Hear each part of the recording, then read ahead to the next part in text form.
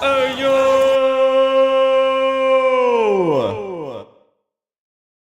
What's going on, Miami Hurricanes fans and my college football family? Well. It's been a minute. It's been a couple weeks. It's been a couple weeks. Now, look, hey, I did a live hangout for the Tennessee-Ohio State game, but it wasn't the Canes, so it just didn't feel the same. So here we are, finally back, talking Miami Hurricanes. So, you know what? I just got one thing that I want to say. Hello, boys! I'm back!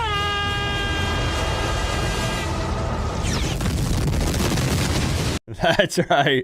We are back in the saddle talking Miami Hurricanes football. Hey, and then, the end is kind of appropriate. Then it's all just going to explode. Hey, I hope not. I hope the Miami Hurricanes can get a win tomorrow, and I do believe that they do, but I don't think it's going to be easy. And it's mostly because, Miami's defense is going to be on the football field tomorrow, and that's terrifying. But we'll get more into that here in just a few minutes. How y'all been? How y'all been? We haven't got to hang out and catch up and talk for a few minutes. So as people are filing in, finding their virtual seats, let me know how y'all have been.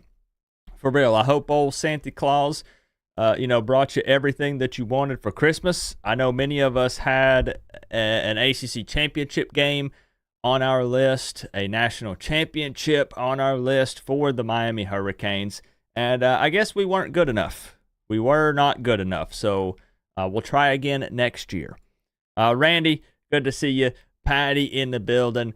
Nick, we can talk about that tonight. Nick says, hey, Coop, I have an extra seat to the game tomorrow. Can you help me give it away to another Canes fan on the stream tonight? We can definitely try to do that. Is there anyone here looking for a ticket? I mean, this game is in Orlando, so most of the people that live in the state of Florida, it's probably not that far of a drive for you. So let me know. Let me know if there are any takers, if anybody needs a ticket. Nick is trying to hook someone up. So this is one single ticket. Correct, Nick? Is it going to be sitting with you? Is it just a random ticket somewhere? Let me know the details. Let me know the details, and we'll see what we can do. Robin B in the building. Carolina Slim. Nick Snyder, world's tallest drummer. Man, that Vanderbilt Georgia Tech game. And right now, Syracuse, man, they were going back and forth. It's a tie game with Washington State. Wow. My man Crip in the building, Kyle, Salty Rand, Gavin, Tropigal. Shout outs to everybody who's here for the stream. Because look, the reality is, it's the Pop-Tarts Bowl. And, I made it a point on Twitter where I came out and I said, I understand why so many opposing teams' fans are clowning this bowl game. And it's because of the name, right? Pop-Tarts Bowl. I mean, I've even been making some Pop-Tarts jokes. Let's be real. But also, the reality is this bowl game pays quite well. It does. And this is a somewhat higher tier bowl game when you compare it to, I don't know, the Gasparilla Bowl against Tulane that Florida played in. We would rather be in the college football playoffs, but Pop-Tarts is the sponsor. This is not a terrible bowl game. This is a game where Miami fans are upset because we wanted to be in the college football playoffs. However, it's not like it is just an absolute downright crappy bottom of the barrel bowl game. That's what I need to say, that it's not that. And it's just been so interesting seeing the opposing team's fans and stuff on Twitter. My apologies. Did it not read this? Did it not read that? This is what it takes There it goes. to wear the U on the side of your helmet. Glenn G coming in with the 199. He says, one more game. One last time. One last time. One more game. One more opportunity to see Cam Warren suit up in the orange and green and take the field. And most of the players did not opt out. Most of the roster is intact, minus portal guys, and it seems Xavier Restrepo. Glenn G, thank you very much for the 2. One final ride, one last game. Joel Davis. Joel. This is what it takes. There it goes. It should be fixed now. It's not going to read it, but I'll read it. I will read it. I will read it. Don't worry.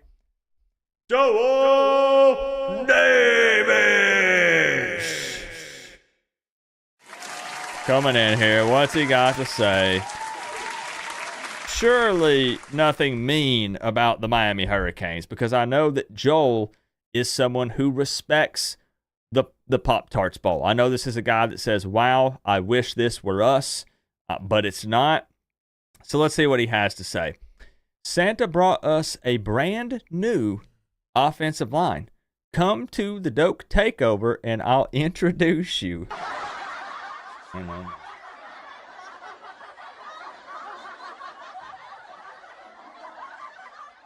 I feel like more than ever before, other fan bases need to be labeled as off-season champions. Not us. Look, not us. I'm tired of this whole off-season champs narrative because I don't see Miami fans chirping all that much. But let me tell you, Florida is going to win a national championship. They went from wanting to fire Billy Napier to putting him up on a pedestal. Lagway is going to win the Heisman in 2025. National championship guaranteed. Put the mortgage on it. Empty the savings. Florida State fans are feeling like they can turn a corner. They're rebuilding. They're changing up the coaching staff. Joel, thank you very much for the 99. My apologies, the robot lady did not read it out. As I said, it's fixed now. New offensive line for Florida State. Okay, all right, Joel. I'll sit you atop your throne here. To wear the U on the side of your I helmet. can't wait for that Doak takeover. When are you gonna open it up? I want to call in. I can't wait. Oh, I can't wait. So many opposing teams fans counting the chickens before they hatch, as they say. There's no telling what this Miami roster might look like in 2025. It might, anything's possible. Joel, thank you very much for the love, my man. I hope you had a good Christmas. I do eat crusty Pop-Tart butt. I do. I still have it over here.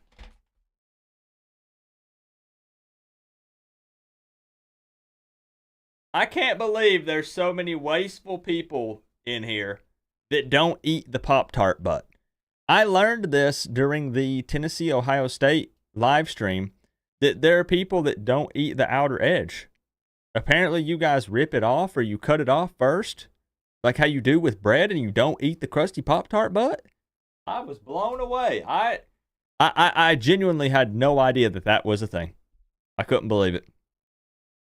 So Joel is also not a fan. Better than the Scooters Coffee Frisco Bowl. Exactly. It could be the Charmin Bowl. It could be there are a lot of worse bowls than the Pop-Tarts Bowl. Really, there is. So it's fine. Robin B with the 3. Good to see you. First ever super chat on the stream. Thank you. Thank you. Flick Shorts also coming through with the 2. We're going to get it open here soon. I'm going to give my spiel. And then we'll get into it. Do I toast them? I do not. If I had a choice between toasting or not, I would go not, but I would prefer to freeze them. Yeah. I'm the guy that if I'm going to eat a Pop-Tart, I like to put it in the freezer. Do you guys actually have a Pop-Tart flavor that you like? You know what? I try to think of a way to kick this stream off with a high energy, excitement. It's been a while. It's the final game of the season. Like, how do we kick this thing off and make it kind of crazy? I have a great idea. We are going to take a quiz live on stream before we start talking football, and I'm going to find out what Pop-Tart flavor I am. So we're going to find out together. Why not? Cherry all day. Okay. Mixed berry. Fudge sundae. blueberry, strawberry. I think I'm partial to strawberry. Anything but cherry. I'm finding out the cherry kind of tastes like Robitussin cough medicine. I'm not liking it as much. Chocolate chip, s'mores, cookies and cream. I'm hearing a ton of s'mores. People say if you don't like Pop-Tarts, try the s'mores. Strawberry and brown cinnamon sugar. Boston cream, cookies and cream. Strawberry, blueberry, sundae. Okay, maybe I need to try some new flavors. There is a banana nut bread Pop-Tart. Cindy says brown sugar cinnamon, toasted, break it in half, and dunk into cold milk. So it seems like with Pop-Tarts, you just need something a little extra. So like some people said, put it in the toaster and then butter it up. Other people said dunk it in milk. Some people said mix two flavors together. I heard that. So I think that if you want to try to stretch your Pop-Tart, make it a little better, you got to do a little something extra with it. But I do not toast them. What's up, Dion? I do not toast them. Let me know, Joel, your favorite flavor as well. Joel, I'd be curious to know. But real quick, let's take the Pop-Tarts quiz here and find out what flavor I am. This should just take like 1 minute. So here we go. What is my favorite color? That's easy. Green. Okay. Pick an image. Pick an image. I like the tree. That speaks to me. Favorite meal of the day? Not breakfast. Breakfast is disgusting. I skip it every single day. Probably dinner. I like me a nice, fat, juicy, well-done steak with some mashed taters on the side with cheese in it. So we'll go dinner. What describes, guys, I'm going to need your help. What describes Coop the most? Kind and caring. It definitely could be a top option here. Unique and different. Also, yes. Confident and honest. Check. Funny and sweet. Yep. Relaxed and sarcastic. Maybe. Motivated and active. Definitely not. So, I don't know. Let's, unique and different. How about that? How about unique and different? What's up, Patty? To butter a Pop-Tart is wild. I agree, Lisa. I had never heard of that, and people said slap some butter on that thing, and I was like, This is what it takes on the Pop-Tart to wear the U on the side of your helmet. The Pop-Tart Bowl. What a joke. Just joking.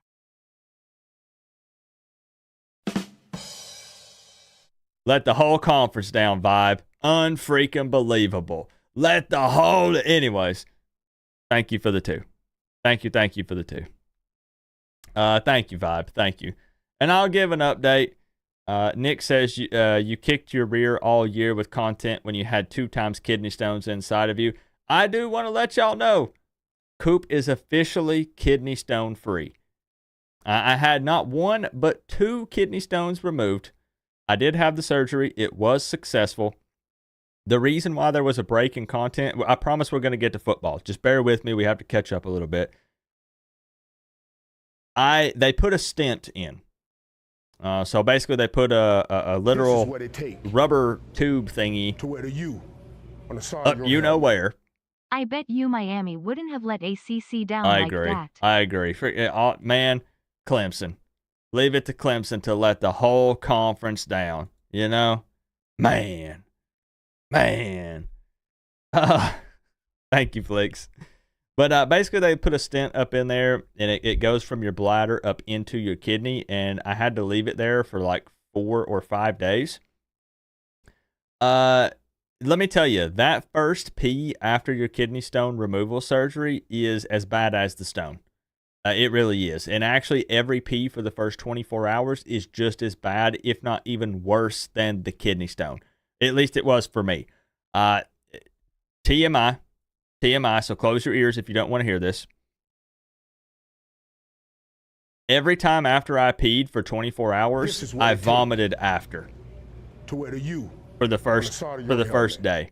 Yay, but dem trash SMU, we would have walked dem. It was rough, and it's because it was so painful to go to the bathroom that my kidney and my bladder would spasm after I would go with the stent in you, and I would vomit immediately after for the first day.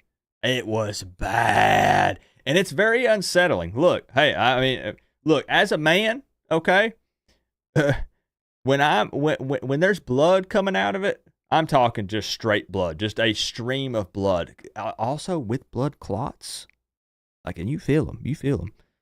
I about passed out. Yeah, I'm not even playing. So then, yeah, I'm almost done. With the medical talk. It burns. It feels like you're pissing glass. Yeah, like just shards of glass. And they pulled the stent out like 5 days later, and they said, okay, like 5 days, Coop, you'll be on your feet, you'll be ready to rock. I got an infection. Yeah. The infection also made it hurt worse than the kidney stones themselves. So the stent was worse than the kidney stone, and the infection was worse than the kidney stone. I ended up being down for 2 weeks. 2 freaking weeks. And this was supposed to take like 5 days. So I had some complications, but I am happy to say that I am stone free, and I am 100% as of about 2 days ago. I'm 100%. I'm a new man. I'm a changed man. No more kidney stones. Let's go. So thank y'all for rocking with me and sticking with me, because the content was not what I wanted this season, because I missed so many streams and videos because of the stones. Multiple trips to the hospital, more CTs than I can count, blood work, surgery. Man, the recovery for the surgery was supposed to be an hour, and mine was like 3 or 4 hours, because get this, my oxygen dropped to like 82 or 83. That's not good. It's not good, and they could not get it back up. And it's kind of a weird feeling when you're waking up from anesthesia and you feel like you can't breathe. So they gave me this little thing to breathe into, plus gave me oxygen, and it still wasn't going back up. So then they hurry up and grab the phone, and they're like, we need x-ray in here. So then they bring in like a portable x-ray machine, and they're checking your lungs and all this stuff. Not a fun experience. Not a fun experience, but mine was hovering around the low 80s, and they could not get it to go back up. So they thought they were going to have to keep me in the hospital overnight. It didn't end up happening.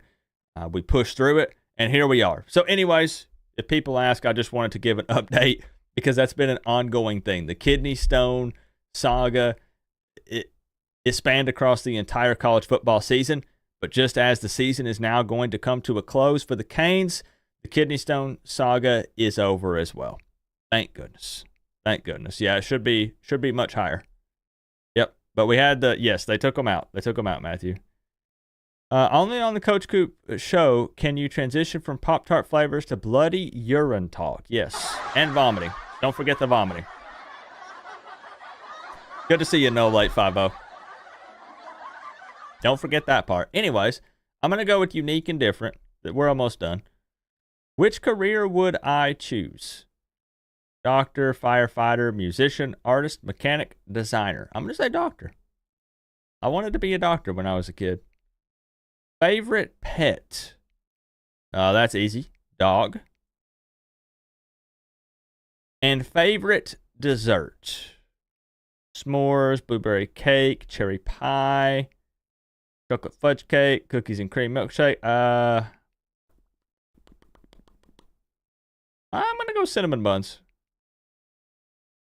And my Pop-Tart flavor, officially, frosted brown sugar cinnamon. Never had it. Never had it. So now, my only question is this. Does this mean that if I were a Pop-Tart, I would be brown sugar cinnamon? Or does this mean this should be my favorite flavor? Like, if I turned into a Pop-Tart, this is the flavor I would be? Is that what they mean? I don't 100% get it. You provide perspectives others cannot normally see. You want the best for everyone. This is true, regardless of what Joel Davis says. But you know how difficult that can be. You know how to create spice within the lives of everyone around you. Okay. Well, enough of that. All right. Time for some football talk. Let's break down this game a little bit. Man, I'm just happy to be back. I'm so freaking happy to be here hanging out with the college football family that I'm going to be all over the place. So just bear with me. We'll get the phone line open. So tomorrow, 3:30 p.m. kickoff in Orlando, Camping World Stadium. The 10-2 Miami Hurricanes take on the 10-3 Iowa State Cyclones. That's right, Hurricanes versus Cyclones. I'm kind of surprised I've not seen more of that thrown around because that just kind of works. It's kind of funny. Iowa State lost the Big 12 championship game to Arizona State, 45-19. So they want to show that, you know what? They might have had an off game in the conference championship, but they're better than that. So they want an opportunity to take down the team that ended with the number one offense in the country, led by Cam Ward, who is going to be playing in this game. Now, what's at stake for Miami here? Well, first bowl game win since 2016. That's kind of a big deal. First 11-win season since 2003, plus this magnificent trophy right here. This bad boy is 75 pounds, 3 foot tall, and doubles as a functional toaster. That's right. That is the trophy that is at stake. It works. It actually works. You can put Pop-Tarts in this, and you can cook them. If that's your thing, you can cook them. There are some sort of, hey, I don't know what these are coated in, but there are some fancy Pop-Tarts and stuff plastered on the side of it. This is a magnificent trophy, I have to say. It has grown on me a little bit. Again, I made the Pop-Tart jokes as well. I think anybody would be happy with this trophy. Pretty freaking wild to see. Oh, man. So let's get a look also at the weather report for tomorrow with the 3:30 p.m. kickoff. So it's looking like should be a nice day. Upper 70s, less than a 20% chance of precipitation. Beautiful football weather. Beautiful football weather. Looking at around, 3 to 4, upper 70s, kind of dropping off maybe by the tail end of the game, right at around 70 degrees. Absolutely love it. Gorgeous football weather for tomorrow. Getting a quick look at the team captains for the game tomorrow. You have Andy Borregales, Jalen Rivers, Zach Carpenter, Cam Ward, Elijah Arroyo, Mawanoa, Akeem Mesidor, and Mish Powell. And a little bit of a spoiler alert here. You see the uniform combo in the picture. They're going with the orange over orange, which appears to be very unpopular. Not really sure why. I guess people want the difference with the colors. I don't know. Orange over orange is fine. Just win the football game. Win the football game. Also, Pop-Tarts Bowl has been teasing that they've been spicing up the field. Gosh darn it. Look, at this point, I just have to roll with it. They added sprinkles. So the sideline will be frosted with sprinkles added. Here's a look. That's right. Man, I know so many fan bases are jealous. Noel's playing in the Top Fart Bowl.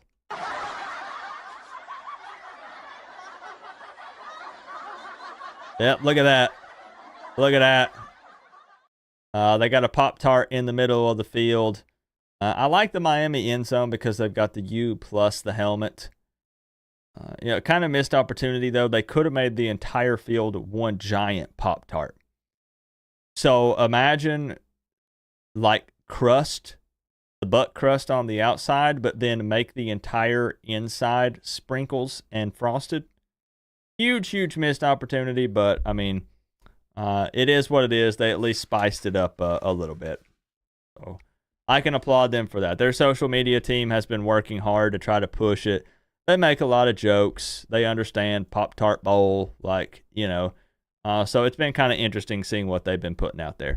So here's the real question, because not many Canes fans, at least I would not expect, have probably followed Iowa State very closely. Is this a team that Miami should worry about? Is this going to be a tough game? And the answer is this very well could be. This is somewhat of a scary matchup for Miami. And what worries me the most about it, honestly, is this right here. This right here. Iowa State has not won. Why is it cut off? Hold on. There we go. Iowa State has not won, but 2 wide receivers that had over 1,000 yards this season. Higgins and Noel. And if you've watched Miami football at all in the 2024 season, that's absolutely terrifying with this defense. I made it a point to say that they need to at least try to shut down one of these guys or slow them down a little bit, or at least get pressure on the quarterback to force some bad throws. But even with all of that being said, I expect these guys to eat tomorrow afternoon. Look, I'm not being negative. I'm just saying I don't believe Miami will have an answer for Higgins or Noel, because what could have changed?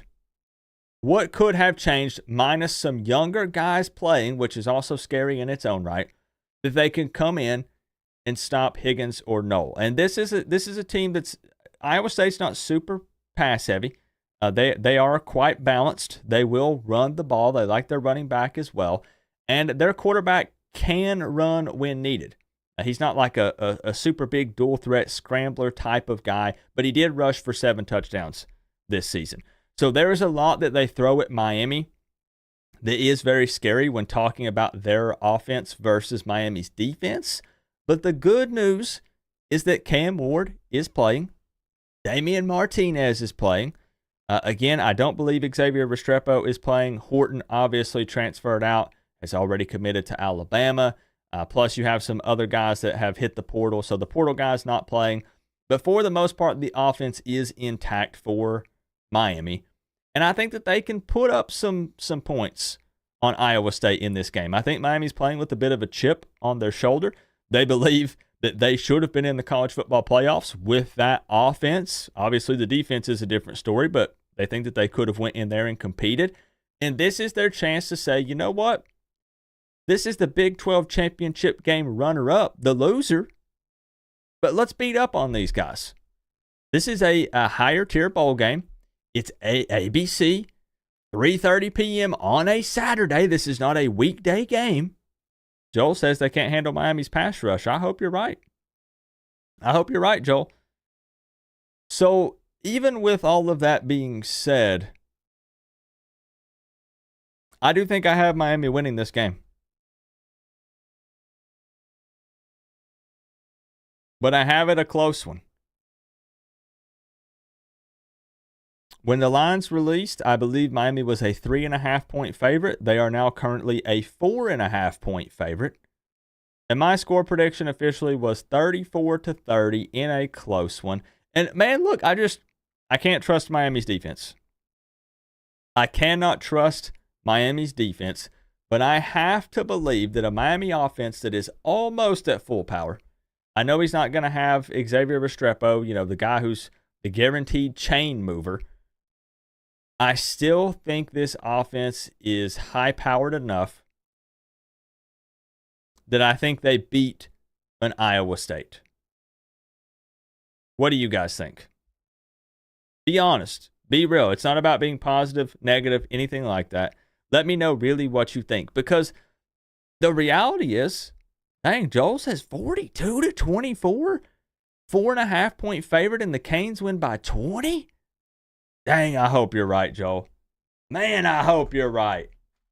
Who does Iowa not have? They did have, I believe, around 10 guys hit the portal, but they are in a very similar position. They have the majority of their team. So Iowa State's big-time star players, for the most part, are going to be there. Their quarterback's playing, their receivers are playing, their running backs playing. They have some issues defensively. Their linebackers struggle to tackle. They have one linebacker who leads the P4 in missed tackles. Now, they do have a cornerback, I believe his last name was Williams, who has been targeted around 42 times and has only given up 15 receptions. So they have a couple of ballers on the defensive side of the ball, but they do have their issues. They do.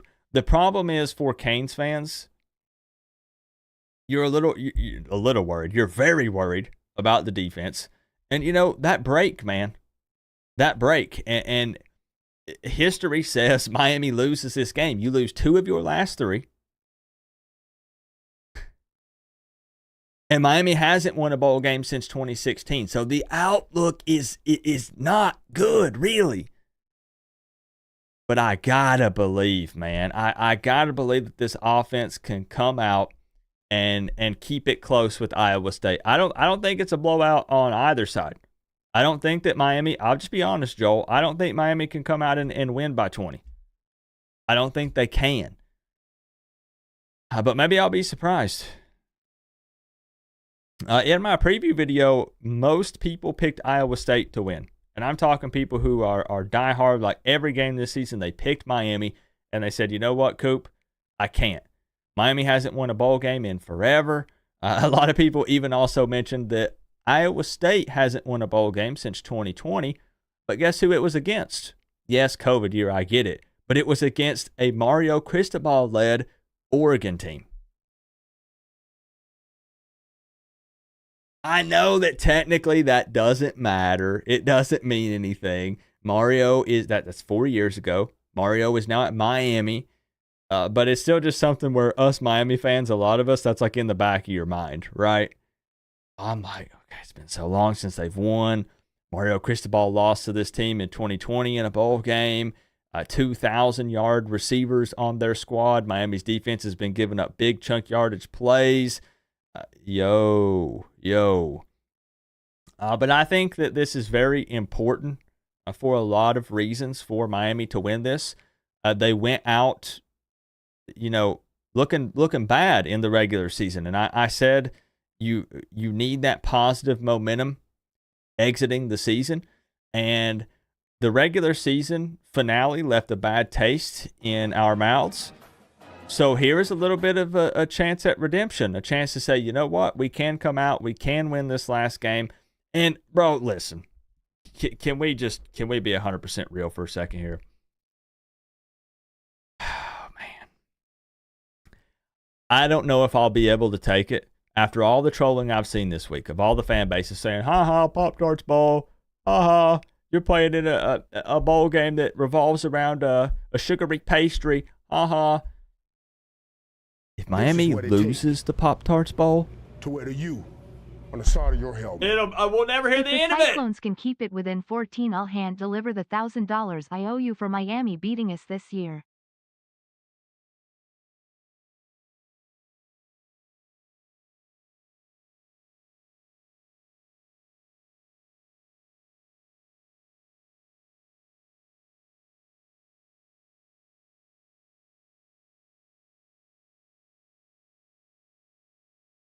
Whoa, whoa, whoa, whoa, whoa, whoa, whoa, whoa, whoa. Joel Davis. Guys, what is going on? No, for real. Other teams' fans that are in this stream are more confident in Miami than a lot of us Miami fans are. Like, literally, people are saying Miami's going to fold. I'm saying Miami's going to win, but it's going to be way too close for comfort. What time is the game tomorrow? 3:30. Joel Davis, with a second 99.99, says, if the Cyclones can keep it within 14. Joel, you don't have to do that. You really don't have to do that. You've lost your fair share of betting on Florida State this year, okay? And I sympathize. I've been in those shoes before. And I consider Joel Davis a good friend of mine. So you really don't have to do that, Joel. I think that's an insane bet because I think that they do. I'm sorry, but I think that they do. Joel says, if the Cyclones can keep it within 14 points, I will hand deliver the $1,000 I owe you for Miami beating us this year. Oh, my gosh. Okay, if there's one thing that you respond to tonight before we get the phone lines opened up, do you think that Joel is crazy for trying to make that bet? 100%. And I'm a Miami fan. That I firmly believe Iowa State keeps it within 14. Yes, I do believe that. I think Miami wins. I locked in a Miami victory. I would like to believe that Miami's offense can run away with it, but how can we think that Miami wins by more than 14 given Miami's defense? They're going to give up points.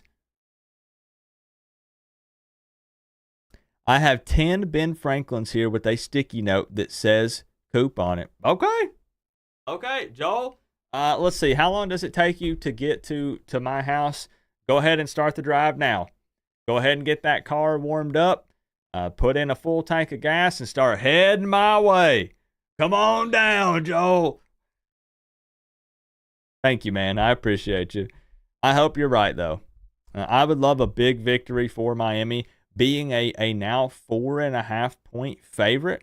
If Miami were to come out and win by 2 or 3 scores, that's big, man. That's big.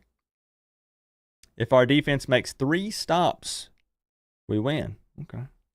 You may fly the next time. Okay, you can fly. Go ahead and lock in that plane ticket, Joel. You won't need a refund.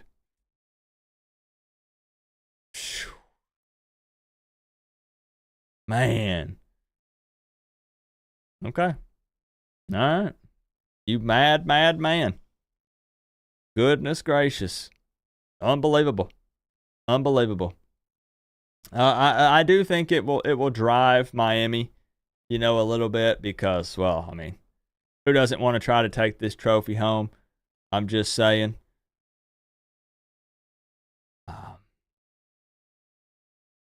But they need to win. It's funny because, and we'll open up the phone line here in just a second. We're almost there. I've always said that bowl games feel kind of meaningless with the opt-outs and the way things work now, especially. But gosh darn it, I really think it would be big for Miami to win this. I do. But, like I said, with everything that factored into this season, not finishing strong, getting clowned by opposing teams' fans if they do, in fact, lose the Pop-Tarts Bowl, Cam Ward's final game as a Miami Hurricane, and the fact that some of these guys suited up that typically you would see opt out in a situation like this, and the fact that they suited up and want to go out on a win, we need it, bro. Bro, we need it. And, I don't know. I'm just putting this out there. I don't know if Cam Ward is going to play the entire game. That's been something that's been in the back of my mind. I don't know if depending on what, I'm not talking about even if the score is close.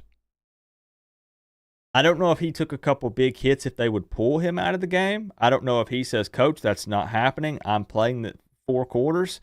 Obviously, if they build up a big lead, then they might let him come in and pick his play. He wants to do one final play as a Cane, and then Emory comes in, a situation like that. I don't know. But I don't know that his future is on the line here.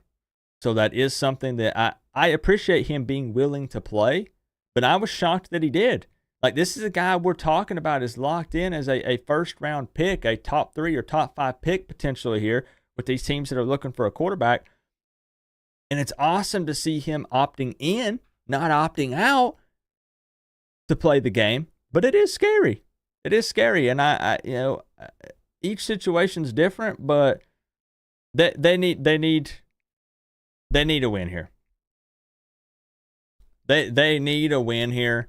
And the amount of, like, I'll just say it, the amount of shit that we will take immediately after this game and throughout the entire offseason about the Canes losing the Pop-Tarts Bowl to the Big 12 championship game loser will be unbearable. I will go insane. So please, Miami, please just win this game. Please just beat Iowa State. Win your first bowl game in almost a decade. Please. And I saw some people say who is going to take up the snaps if Xavier Restrepo is not going to be playing. Maybe Ray Ray. There's a chance here where you're going to see with Horton gone, right? There's a chance to see some Ray Ray and some JoJo Trader, of course. Probably those two. I don't know if you see Nikar. Maybe you do. But I think that they're going to try to go the experience route because the coaching staff does want to go out on a win as well, again, with all the negativity surrounding the program after losing 2 of the last 3. So I would expect guys that have some experience. You're going to see some young guys play because their hand is kind of forced. They've got to put some of these younger bodies out there. But overall, I think they really definitely want to try hard to win this game. They definitely want to. So they're going to put the guys out there they trust the most. And if they build up a bit of a lead, you'll see some other young guys come in. To wear the U on the side of your helmet. There should There'll be more Canes fans in the stadium? Yeah, there should be. I mean, this is quite a lengthy travel for Iowa State. You know, I mean, for Miami fans, this bowl game is in the state of Florida. So even if you're in South Florida, I mean, how far is Camping World Stadium from Miami? What is it, like 2 hours? Isn't it? No, 2.5 hours? It depends on how far south you are, I guess. 3 hours? Okay, about 3 hours. For Iowa State, it's thousands of miles. So if any of their fans actually live there, it is a very far travel for them. And so I think there'll be a strong Miami showing. It's in Orlando, you know? So yeah, I think there'll be a pretty strong showing of Canes fans. And it is, look, I'm not going to pretend like there's a ton of hype going into this game. I can always look. Social media reflects it. My views reflect it. Lowest viewed preview video of the entire season was this game. It had under 3,000 views, which is a record on the channel. And I mean that in a bad way, a bad record. There's not a ton of hype going into this one. But at the same time, for the Miami fans that are really all in, and I'm not here to play fan police, but for the fans that are all in, you try to cherish every moment, even when things are kind of bad. This is your last opportunity to see Cam Ward in a Miami Hurricanes jersey, that is, and other seniors, other guys that have been with the program for a while. So, you know, a lot of Miami fans want to see that. They want to see that, myself included. You're 30 minutes from the stadium. Are you going to go? Yeah, I know, man. I saw that. Getting insurance on the players. What's up, George? Camping World is where we beat the crap out of LSU the second time. So I've never been to Camping World Stadium. One question, and we open up the phone lines. Is Camping World Stadium a dump? And I ask this because I saw a lot of opinions on Camping World Stadium, and Miami fans were hitting me with this place sucks. This is terrible. So then when they made the announcement for the Pop-Tarts Bowl, I said, uh-oh, it's at Camping World Stadium. Fans are, they don't really like this place. And then a bunch of people commented and said, Coop, why not? It's Camping World Stadium. What's so bad about it? I've heard it's crap, but I don't know why. I've never been there. 15 hours away? No, I'm not 15 hours from Orlando. I'm like 15 from Miami. No, it's just older. Is that what it is? It's just old? Stellar rep. Patty hates the stadium. Mark don't like it. Oh, he did, Josh. He did. It's not just on the defense. Yeah, the offense, a lot of times, man, they would build up a lead and then just stall out. You know? Where a lot of injuries happen. It's old. Okay, so it is just kind of bad. Pull up the picks. I mean, right? I mean, we saw it not too awful long ago when we played in it, but like the pictures are probably going to try to make it look appealing, right? So yeah, I mean, I can sit here and look at pictures. I can sit here and look at pictures all day, but I'm not going to see anything that's going to show me like, hey, this place is garbanzo. That says renovations. I don't know what's recent. I don't know. You guys are just saying it's old. So yeah, I can't really tell anything in the pictures. So many injuries happen. Let's hope that ain't the case. Let's hope that ain't the case. Is Syracuse is winning now. Now they're kind of running away with it. At least like Cam play one half. I mean, he probably wants to play the whole game. We'll see what the coaching staff says about it. Don't people hate it because it's UCF Stadium?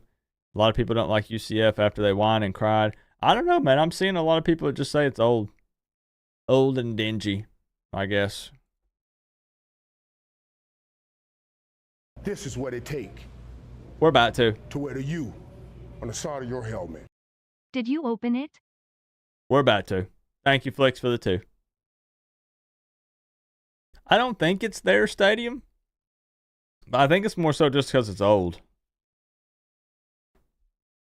Yeah, I think that seems to be the case. The place sucks.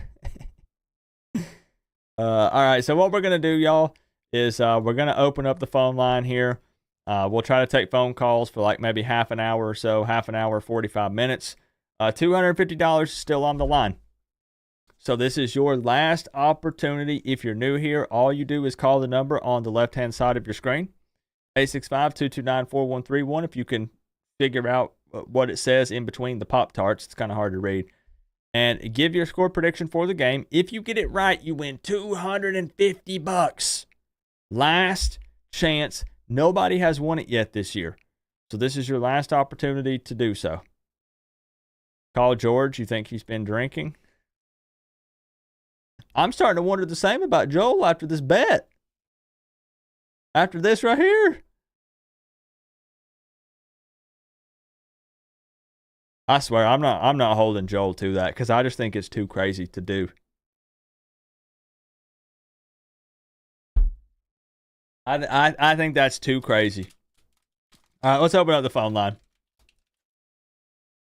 Let's open it up. Let's get it going. 3430. What's up, Pensacola? You're looking at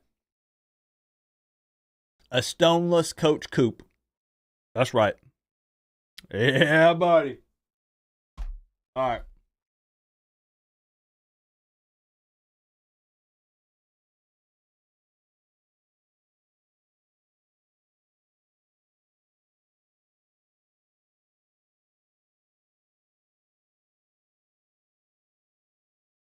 Everything come out all right? No, it was a big problem, but it's over now. It's over now.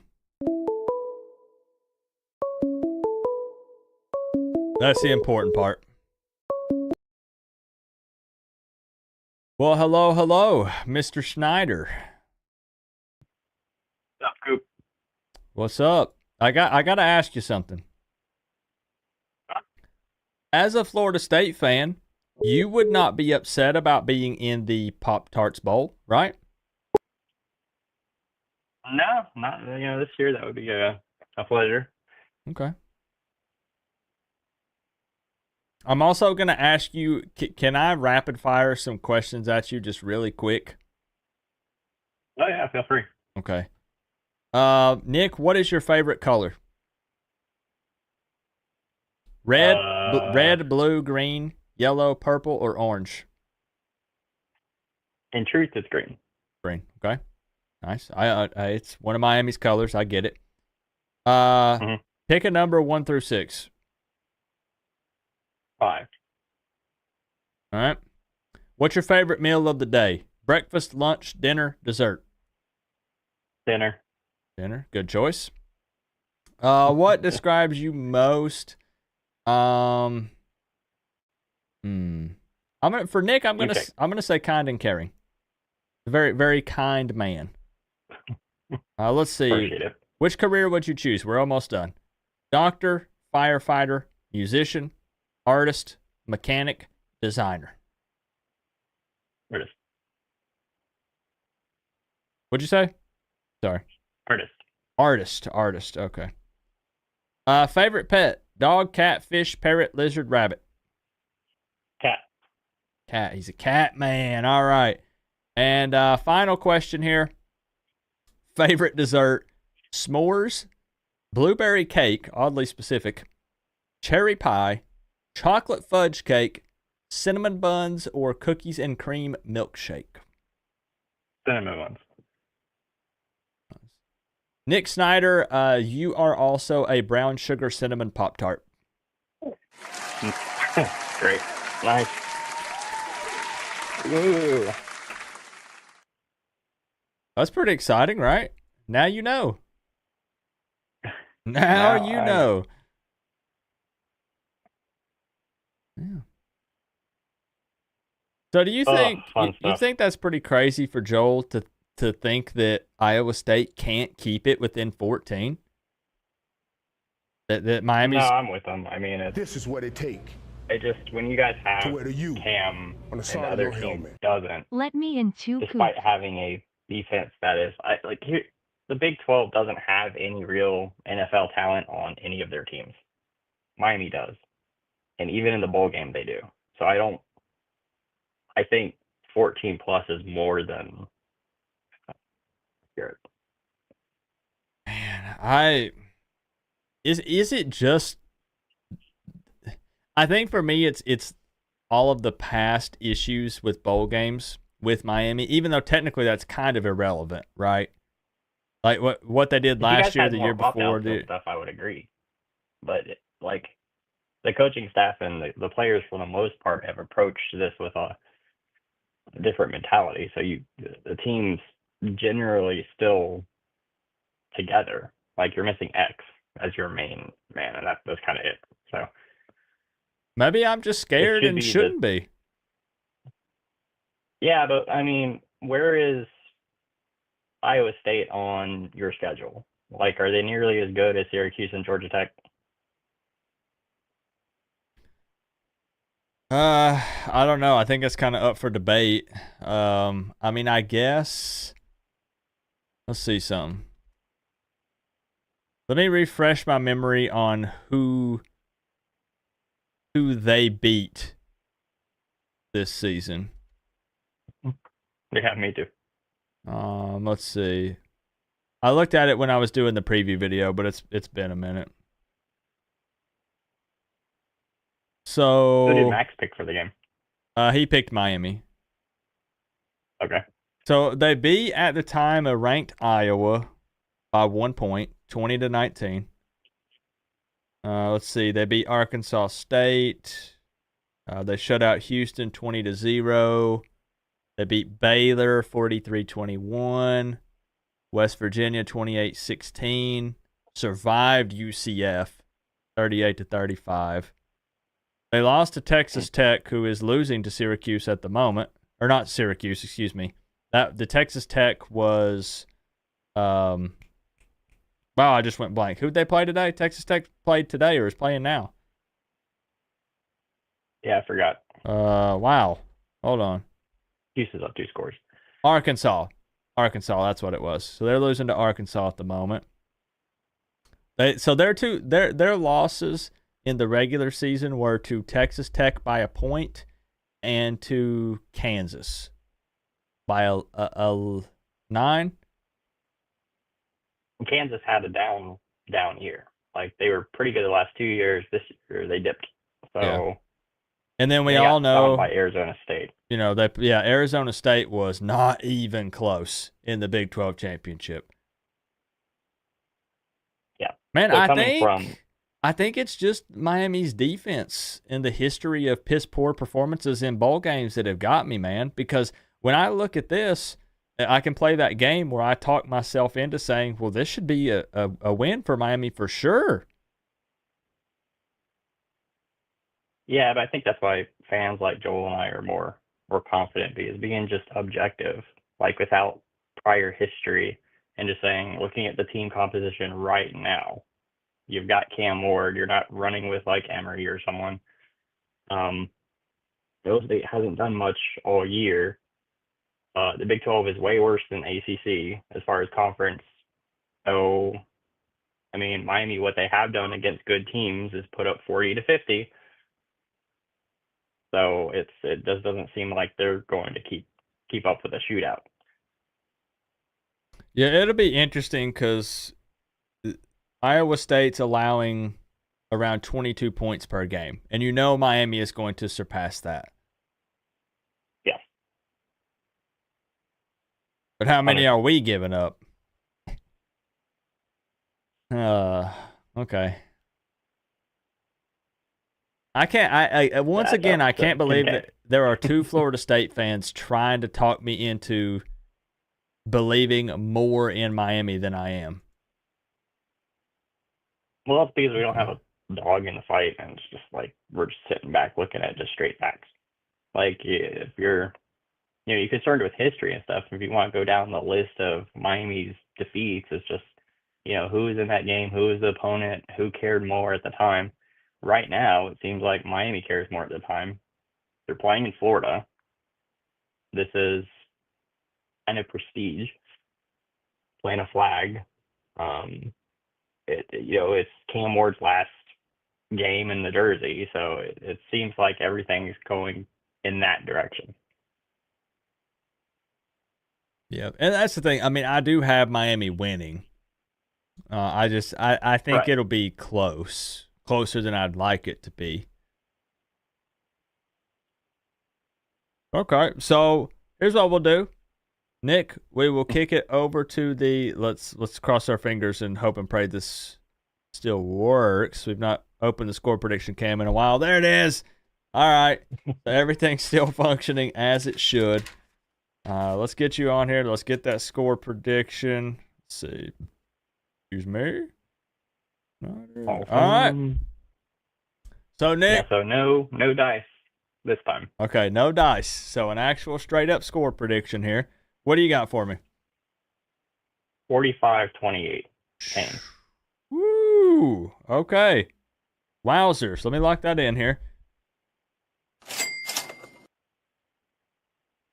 45-28. Again, Yep. with Miami being a 4.5 point favorite at the moment. Mm-hmm. Okay. All right, and you've explained your reasoning here, right? The team mostly intact. Got a Cam Ward. How proven really is Iowa State given their schedule that they played. Then they played the other team in the Big 12 that would be considered the best. They got their booties beat. So, all right. Yeah, and after Miami scores a few times, like I think Iowa State might just give up at some point. Just like, okay, cool, we're in Florida, we're gonna go home. Eventually, our season's over too. So, all right, Nick, I got you locked in. 45-28, my man. And I'll see. Are you going to be able to watch the game tomorrow? yeah, I'll be here tomorrow. Okay. And, by the way, congrats on your defeat of the Stones. I know that was a giant issue through the football season, but that was a really big thing. Yeah, I know I never shut up about it during the season, but it's because it was my life during the season, and it was something that was a constant 24/7, every day of the week pain that I had to deal with. Really, the biggest thing I'm disappointed over is the fact that they would not let me keep them. If I would have peed them out, I could have kept them. But since they had to go in and remove them, they got to send it off for a pathology report and do all this. So I didn't even get to see them. I don't even know what they looked like. So that's kind of disappointing. But I'm happy they're out. So, All right, Nick. I appreciate you, and I'll see you for the game, for the watch party tomorrow, my man. Yeah. Take care. Y'all have fun. All right. Appreciate you. Bye. After the path, you can ask for them back. You think they'll do that? I don't know how that works with the whole sending it off to be tested to see what they're made of. Frosted brown sugar cinnamon. Where you at? I hope we're saying that tomorrow, Ryan. I hope there's a couple Iowa State fans that come in there and think they could run their mouth, and we're over here going, where you at? What's up, Rocky? Oh, man, yo. Okay, I'll ask then. I'll definitely ask. Would you have named them? Yes. Yes. I would have named them. Yep.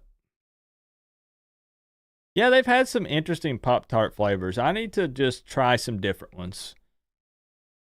You still remember losing to LA Tech? You and me both. Yep. It's funny. It's Canes fans that are struggling to pick like a big win tomorrow. Like, I'm holding my breath. Oh, interesting. Okay. You say Iowa State by 14?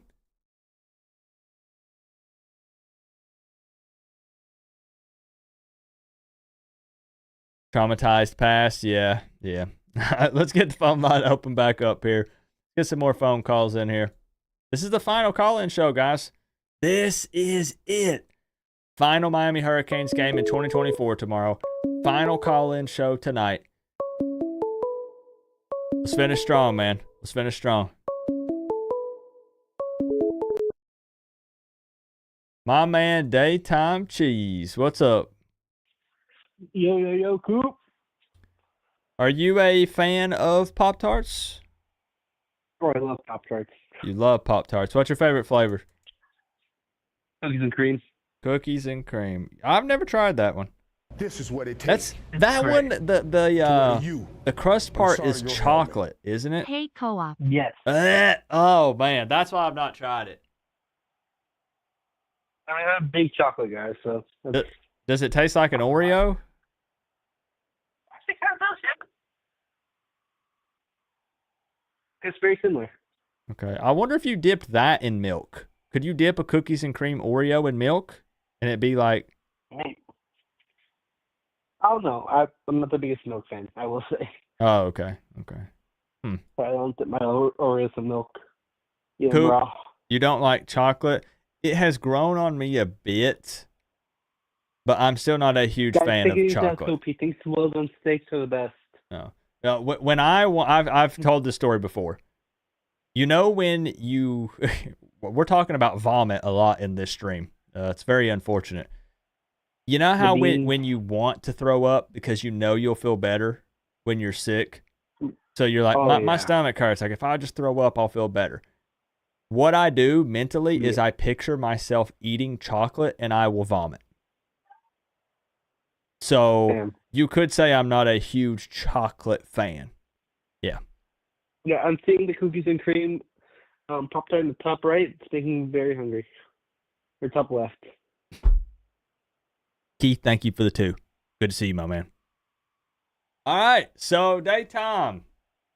Now, you've still got a bit of a dog in the fight when it comes to the playoffs, because in case the people don't know, Miami fan and Oregon fan attending the University of Oregon. But there is a very important game tomorrow. Miami versus Iowa State. Yes, Are you concerned at all, or are you more on the confident side? I'm concerned, Coop. We have not had a big win this year at all. 2 games, our most important game of the season, we lost. So this is a game that scares me. I'm guessing it's for the obvious reasons. Miami's defense? Yeah, mostly our defense. Yeah. Yeah, our defense is not showing up this year. And I'm going to be struggling because both my teams play tomorrow. NFL and college. So there's NFL tomorrow? Time. Yeah. Oh, wow. There's been NFL games like, oh, yeah, we're coming up on New Year's. So there's like sports every Yeah. day, basically. That's awesome. Is Okay. but my Broncos play tomorrow with a chance to clinch the playoffs. For Who's the your first time since Denver Broncos. Broncos? I know it's surprising. I'm not a Dolphins fan. Okay. Who's the Broncos quarterback right now? Bo Nix, former Oregon quarterback. Oh, that's right. Okay. Yeah.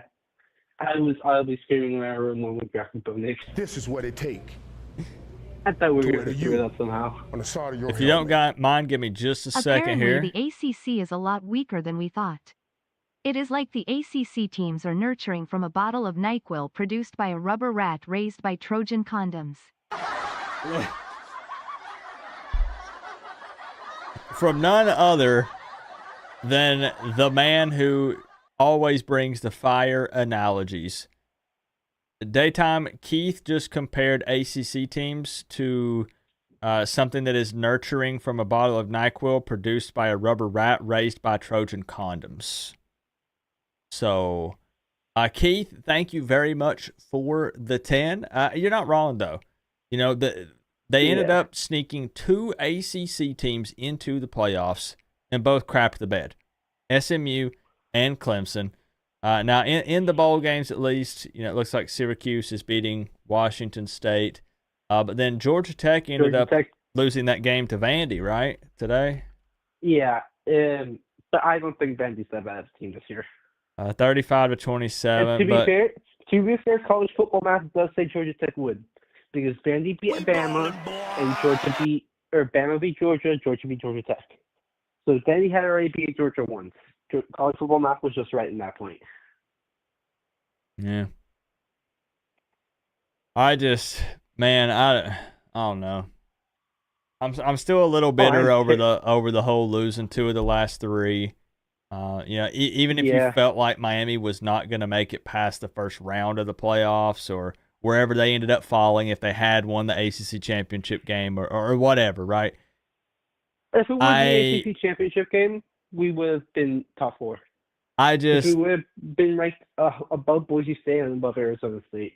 No question about it. I still would have loved to have the opportunity just to see what they could have done. Just to see. You know, we know the defense is going to be a problem. We know we have the issues. In hindsight, the best team in the ACC was Miami. At least the most entertaining team. And I think the team that would have done best in the playoffs. Okay. They would have gotten This is what it take in best way to wear the U on the side of best your way possible. helmet. But wouldn't have gotten shit Again, on. Washington They State. would have at least kept up points-wise, I think. Yeah, those first round games were kind of a snooze fest. Minus maybe one of them. No, all of them were. Yeah. Tennessee was a terrible team, and now Ohio State terrifies me. Like, I am more scared about this Oregon-Ohio State game than I was for finals. And the first one. Well, I'm going to do a live hangout for that one. So. Oh, I'll be there. That's going to be fun. Now, Joel I'll says, be there stressing. Why not use that narrative with Tennessee? Are you referring to, Joel, the comment from Keith about, are you saying like the SEC being weak, like with representation from Tennessee in the playoffs? Is that what you mean? Or was it something that Daytime Cheese said? Man, I went for Christmas, right? Daytime. I went to my family get together, and they're all Tennessee fans. Oh, I was the last one there, fashionably late, as always. I walk in the dining room. They're all sitting at the table. They all started yelling at me and booing me because Tennessee has lost every game that I've done a live hangout stream for. So my cousin was there, and he hangs out in the streams. And he goes, damn it, I knew as soon as I got the notification it said you were live, and his wife was sitting there. And she goes, he stood up and started pacing back and forth in the house and cussing and mumbling under his breath. And he was saying, damn it, Coop, like you're not supposed to stream this game. And they blame me. Instead of owning up to Tennessee not being good. And Nico taking it up, which actually Nico was putting his body on the line a little bit. Being good. But I think it's just Ohio State being that good. My whole family blames me for the Tennessee losses. But I just thought that was I mean, kind of if I was funny. a Tennessee fan and that was happening to me, maybe I would blame you too. I don't know. But you're lucky I'm not. So, Daytime Cheese, I'm going to kick it over to the official score prediction cam here. Still $250 on the line. Last chance to win some money here. What do you got for me?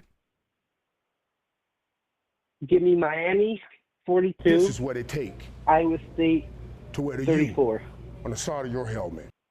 Nothing worse than not stopping the run. Just All right, bleeding so out. you said 42-34, correct? Yes. All right, let's lock it in.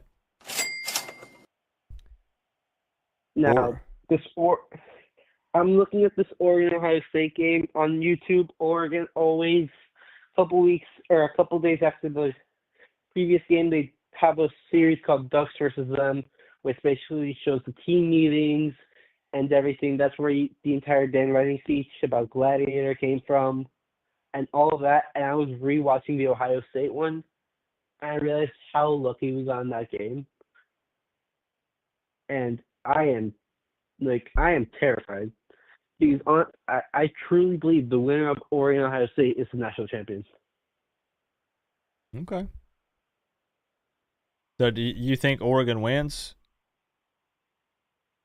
I do. I think Dan Lanning is probably the best head coach in the country, probably the smartest head coach in the country, and he is Oregon also, I believe, is the best team in the country. Ohio State has issues on the defensive side sometimes. And their offense struggles as well sometimes. But if they could both come to play like they did against Tennessee, it will be tough to beat them. All right. Fair enough. So you've got a Miami win and an Oregon win over Ohio State. So that'd be a good next couple days for you. Yeah.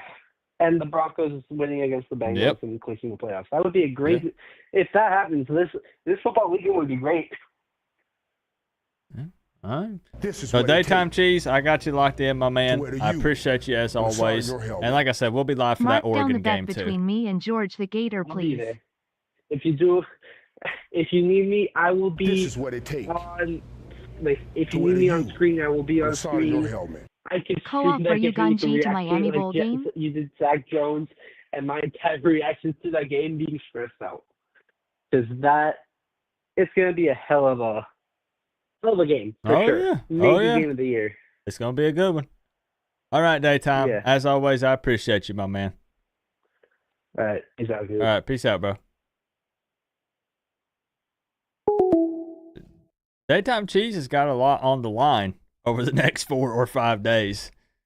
Oh, man. Oh, man. Let me get caught up a little bit here, and then we'll open the phone line right back up again. Let's see here. What all did we miss? Here? Keith Parker, again, with the 2. Thank you very much. Good to see you. Hopes old Santa Claus brought you everything you wanted. Never fear, the OT wizard is here. Miami 37, No! Iowa 35 for OT. No overtime. Randy, no. No overtime. That means it was far too close for comfort. No, sir, Randy. No OT. Randy, thank you very much for the 5. Keith, also, again, the analogies. Love them.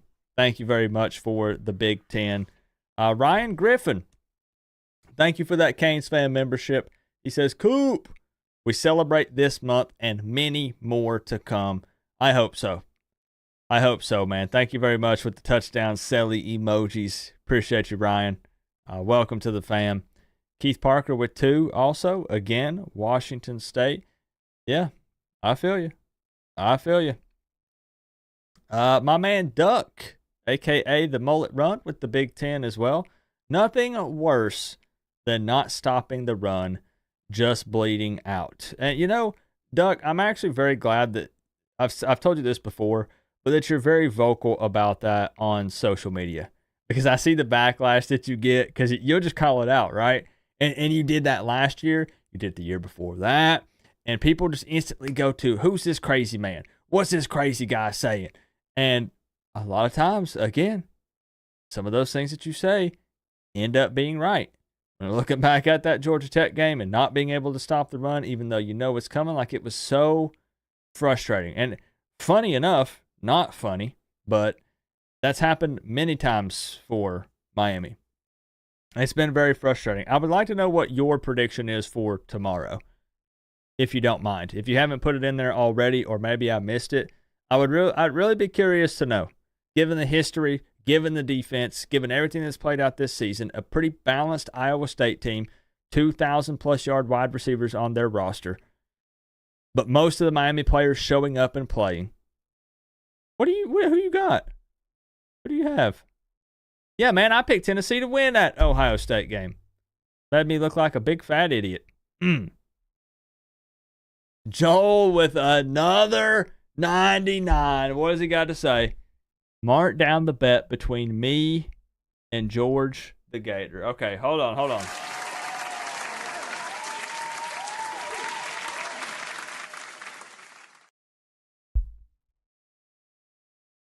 Okay, hold on. What is this bet?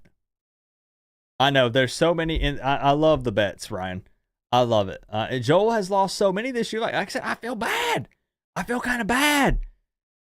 What's the bet? What? Okay, hold on. We don't win 7 this year. George and I give you. Wait, George. Okay, we don't win 7 this year, George, and I give you $500. Now, Doo-Doo, you guys know Doo-Doo. If you don't, he's a regular viewer on this channel. He won $500 from Joel this year through a stream. They made a bet. Let's see. They get 7, and you have to sing the Florida State fight song for Coop's show. Okay, hold on. Is George saying he doesn't think Florida State wins at least 7 games? Is that what he's saying? Hold on. Can you break it down a little bit more for me? This is what it takes I might not be on the same page. to wear the U We have to make sure. on the side of your helmet. From what I've seen, Miami 24, Iowa State 42. Ugh. Really, Keith? Oh my gosh. That's worse than I imagined. Worse than I thought. Keith, thank you very much for the 2. Ouch. Randy again with the 5. Black Goatee with the 2. Coop, are you going to go to the Miami Bowl game? I am not. I just started feeling 100% the day after Christmas. Finally got everything under control. Got the infection under control. I woke up yesterday and said, you know what? This is the best I felt in like 6 months. So I won't be able to make it, unfortunately. What about you, though?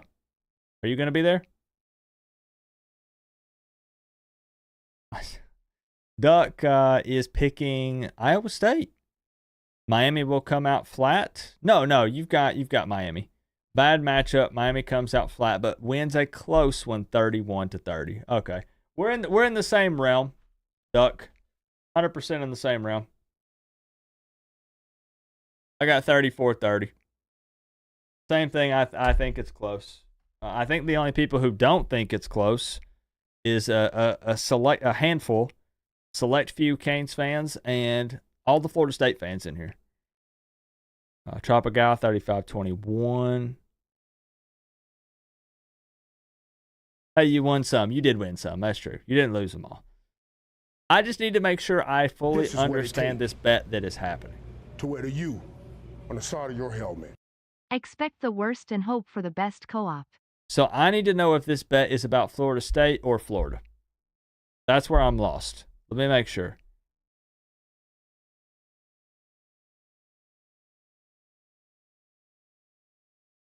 Is this about? You'll have to break it down for me, or I might have to call you, or just if I need to break it down.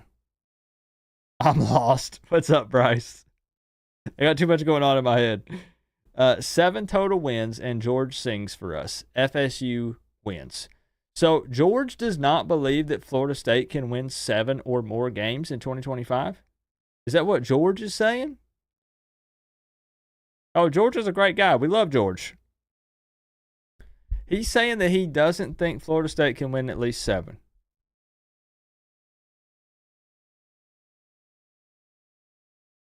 Oh, Simply Short says Florida State ain't even winning 5. Expect the worst and hope for the best, Coop. Fair, Keith. Fair. Thank you for the 5, my man. We'll get it open back up. What is? Hold on. I'm getting way ahead of myself.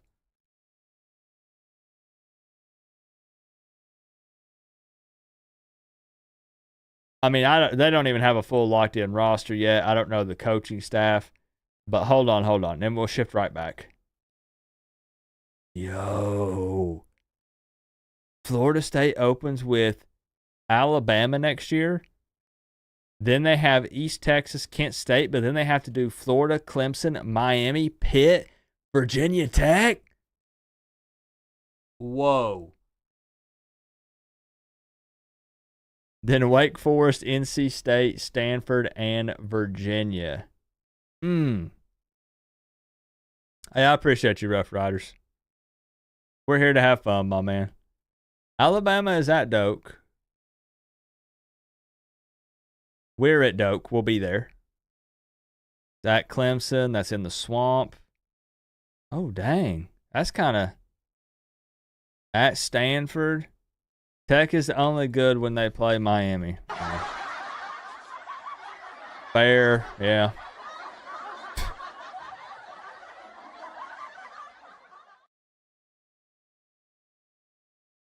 Okay. So...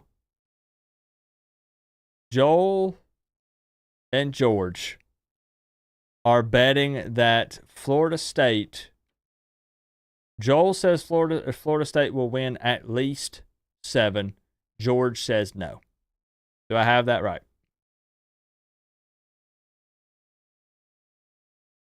So that means George is saying then, I'm guessing they lose all the big ones. Bama, Florida, Clemson, Miami, Pitt, maybe Virginia Tech. To where the U on the side of your I don't know, man. Dang, I'm on vacation in Orlando and scored some tickets to the game and I was looking forward to getting a pick. Anyway, hope you feel better and always go Tigers. ... Hey, Black Goatee, thank you very much for the 10, my man. Hey, didn't Pitt survive their bowl game? Bro, it was close. No, they didn't. They lost. Just kidding. That's right. It went to overtime. 6 of them. They lost to Toledo. 48-46. Gosh, dang. I've been, the past 2 weeks for me, look, my brain has been fried. I've been heavily medicated. I had a lot of stuff going on. This was just yesterday, I know, but I've been all over the place. So I've not been as locked in as I should be. Okay. Miami's schedule is definitely tougher in 2025 as well, and I'm thankful for that. Like, all I heard all of 2024 was how soft this schedule is. Look at these teams you're playing. They're nobodies. Well, give us some teams to play. I know we don't know what the roster is going to look like. We don't know how this thing's going to pan out, but, like, give us a tougher schedule. Fine. You want to be the best, you got to beat the best. You need to be playing some good teams, especially late in the season, because we already found out, according to Florida fans, games in August, if there's any late, and September, don't count. Once November gets here, those games did not matter. That's one thing I have definitely learned this year. That's from Florida fans. They let me know that. Those games don't matter. Week 1, week 2, week 3, 4, 5, 6, it doesn't matter. What matters is those November games and nothing else. So let's put those good teams on the schedule late. Let's beat them then. Yep. Black Goatee, I wish we could have linked up, man. Hopefully, eventually. We'll make it happen. So that is the bet, correct, Joel? Tune up the band. That is the bet, right? Let's get it open back up. No, lots of things, man. Lots and lots of things. When your pee feels like you're pissing out razor blades, you just want to be unconscious. That's as simple as that. Correct? I got it locked in. I got it locked in, Joel. All right, there it is. Getting the bet started early this year. It's not even officially 2025 yet, and we're making bets for next season.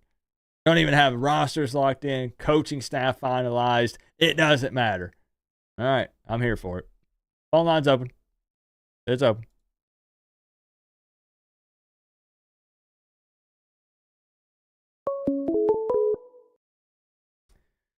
MS79 Canes fan. How you doing, my man? What's up, buddy? All right. How are you doing, man? Much better. Feel like a new person. I hear you. You're lost 2 stones. Yeah, man. You know, hey, look, that's something you realize. It's almost like, and I won't sit here and talk about it too much, but real talk, like for anyone who's lived in like constant pain, the amount of relief, like when that's actually gone, you almost, you do, but you don't like almost get used to it. You know what I mean? Like, I know it. It became my life that I knew the moment that I woke up, oh man, like this hurts. And it hurt all the time. And then it just became the norm. And now once they pulled them out, and now that I'm healed up, I'm like, wow, that was really bad. Like, how was I putting up with that? So I feel I got a lot of energy. Like I'm feeling good, you know? The body's an amazing thing, man. It can, tolerate a lot of stuff if once you get used to it. Yep. Yeah, I definitely never want to get used to it again. No more in the future. No. So. I hear you. Let it go. So, you like Pop-Tarts? Be honest. I do, man. I like mine, but I'm older than y'all too. I think you have to be a little older, more like I toast mine and put butter on them. You do. You're one of the butter people. Yeah, man. I don't know. I don't know what to say. But I kind of stick to the mostly just like strawberry, blueberry, and then like I said, I don't really like cherry too much, So just like the OG flavors. Kind of, yeah. I mean, I'm kind of old on that. I don't do like s'mores very often or none of that stuff. I don't think that'd be good with butter. I mean, like the s'mores would be just good by itself, probably. I mean, it's probably a stupid question, but like, I guess just because it's like a pastry and then you just add some extra butter and it really just steps it up a notch. Oh, yeah, when you do it with the regular, yeah. I don't know. It kind of softens it up, man, and it gives it that little it's like toast. You put butter on toast, right? Yeah. I mean, it's kind of like that. It kind of softens that crust up, and it even makes that, what do you call it, the butt that you're talking about? It even makes that like softer and better. Yeah. Yeah, you get like a buttery bite, man. So as long as you got butter on it, you're eating the booty. I eat it all anyway. Okay. I prefer mine toast with butter. Perfect. Yeah, okay, but now, I'll hey, eat it guys, regular too. hey, clip that out of context, please. Okay? You all now have blackmail. You're welcome on MS79 Canes fan, all right? We set him up. We got him. I eat that booty. Hey, only women, though. I'm on camera doing it, in my last preview video. Yeah. So, hey, we're both in the same boat here. I could change my name on there, so. True. Anyways, man, what some interesting conversations we're having tonight. So I hear you. Real talk here for a moment. Are you concerned with the Iowa State game? I think we win. I think it's a shootout, kind of like the other ones. I think whoever messes up the least amount on defense wins the game. That's what happened with Syracuse. I mean, we just stopped playing defense at all. And I don't know.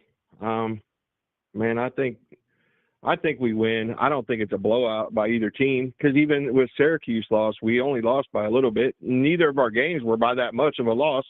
So right. I don't see us getting blown out. If we lose, it would be get close, but I see us winning this probably.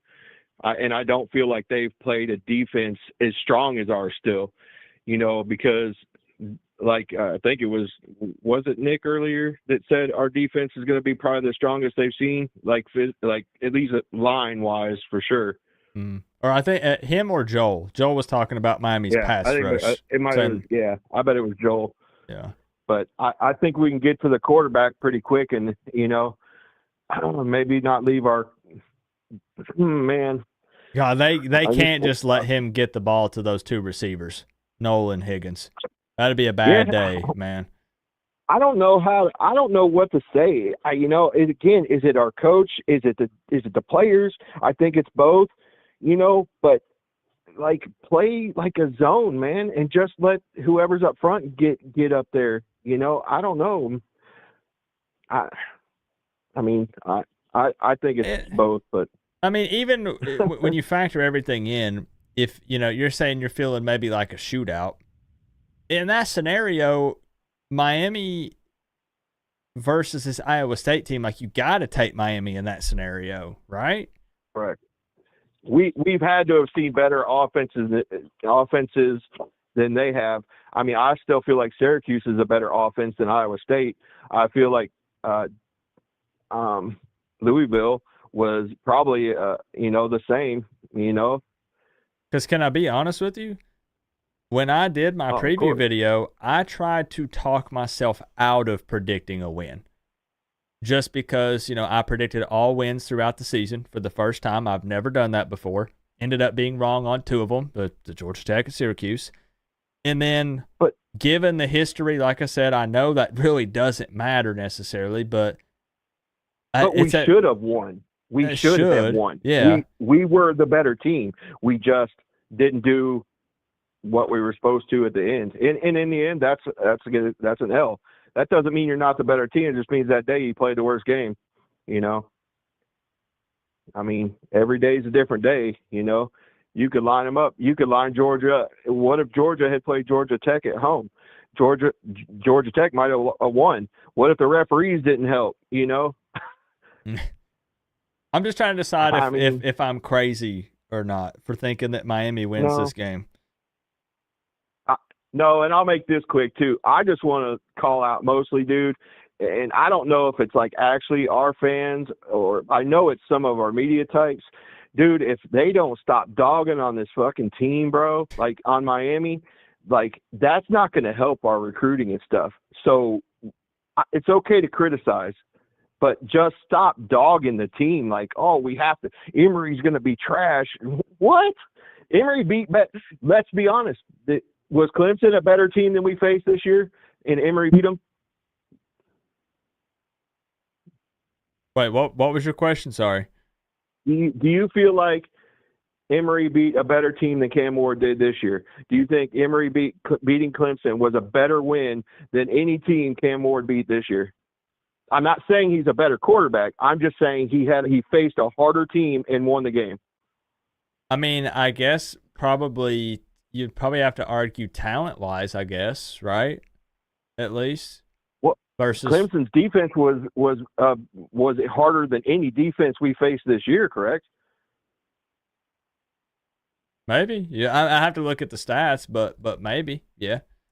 And I mean, like, I'm just saying, because I see what you're saying too. Like, dogging. Emory didn't have like out of this world numbers, but you still can't deny the fact that he was the starting quarterback in that game that they won.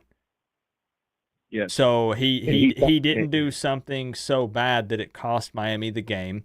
He did enough, and they were able to win it. And I know what you're getting at as far as I'm seeing the same post on social media to where there are literally Canes fans tagging Emory in their tweets and being like, bro, I hope this guy's not our starter in 2025. Yeah. If he plays, I'm not renewing my season tickets. Forget this. I see what you're saying. Like, for me, my take. My take is I'll say some outlandish things sometimes. I mean, I've literally wheeled in the garbage can and all that stuff. So I've criticized the team. But, like, I try to do it in a constructive way, Correct. Just like how even like when I was so fed up with Tyler Van Dyke. And I was like, but if this is who we're riding with, hey, come on, man, get it together. Like, we got this. You can do this. You know, I'll back you. But like, then constructive criticism comes into play. So I see what you're saying. Like, I made a tweet about the quarterback situation and said everyone is going to compare all these future quarterbacks, at least for the foreseeable future here, to Cam Ward. And it is going to make every single option seem like a downgrade, because we basically had an NFL-ready quarterback in a college uniform playing for the team. Exactly. But then so people got mad at me and they said, so what? So you're willing to lower your standard and get a guy that's not up to par compared to like Cam Ward? And I'm like, you can't, like, look, man, Cam Ward was like, I've seen this comparison before, was like a unicorn, man. Like, I realized that he was not perfect. There are plenty of things that he did wrong that caused us some issues and things that he could have did better. But man, coming in here, and if you're going to compare him to what we've seen with the little snippet of Emory, it is going to make Emory seem like he's really not all that great. Correct. Plus, Emory was a true freshman when he played those games. Yeah, it's not about saying that we're lowering our standard. But man, it's a tough thing if you're going to compare every quarterback on our roster right now, or even any portal guys that are available at the moment, given that Mateer is off the table and a few of those other guys. They are all going to look or seem like downgrades. They will. Yep. No, I just think we need to fix our defense, man, and run with our offense. We have a great running back room. We have really good receivers, actually. And Emory he can literally dump the ball off and you get 5-10 yards a pop. I mean, you don't have to throw down the field every game. But I could keep going all night. I know it's an interesting topic, and we need to do a whole stream talking about it, because the fan base is pretty split on it as well. Because I have seen the other side, and I know you've seen this. There's a large portion of the fan base too that says, well, hey, the dude put his body on the line against Florida State. He beat Clemson. And guess what? He didn't run and hide and transfer out. He stayed a Miami Hurricane. Yep. So he's waited his turn. He continues to compete. It'll be it'll be like his third year in Dawson's offense. He learned under Cam Ward. He's a different style than Cam Ward, but there's a large portion of the fan base that says this dude is there's a portion of the fan base that always argues, where are the real ones? Where are the ones that bleed orange and green, that don't just run and hide and transfer out as soon as there's adversity or they don't get to play? That's Emory Williams. More money. That's Emory. Here he is. So they're saying, this dude's a Kane, give him a shot. But then, like you said, there's the other side that says, this is a downgrade from Cam. I'd rather him just transfer out and bring in someone else. So we definitely will talk about that in the offseason for sure. So let me get your score prediction. I know we got off on the quarterback stuff, but it's a topic for sure. I think we win. I'm going to go with 42 to 28. Miami. Man, y'all all have way more points. Well, not way more points for Miami than I do, but that all three score predictions have Miami in the 40s so far. We still have a high-powered offense. Even with Restrepo out and Horton gone, we still have a high-powered offense. Do you think they can stop our run? Maybe they can't stop our run. You know, a couple pop-offs there, maybe a defensive interception, maybe. I mean, there is still, right, Martinez out there, Fletcher. I mean, you're right. Again, offensively, maybe they'll play the young guys, man. JoJo Trader, you know, Nikar, and what's the other? I'm having a brain fire. Oh well, but anyway, some of the younger guys, man, might get to go out there and show off. Yeah. Yep. But here's a chance to go ahead and come out and say, "Hey, I'm playing in 2025." So. Yep. All right. And let's. All right, man. Thank you. I'm glad y'all had a good Christmas and everything's better, kind of, for you. Oh, yeah. Yep. So, hey, man, I'll hopefully see you tomorrow. All right, brother. Go Canes, man. All See right. you later. Peace out, bro. Bye. Honestly, I can't wait to start doing some stuff talking about the quarterback situation, because, it looks like the way that they're going to kind of allocate these funds is they're pumping a lot of it into the defensive side of the ball. You're seeing them spend some money there.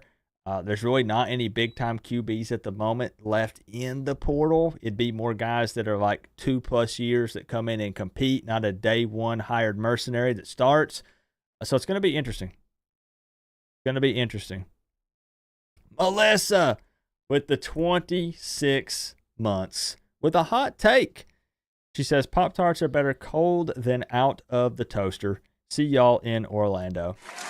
I agree 100%.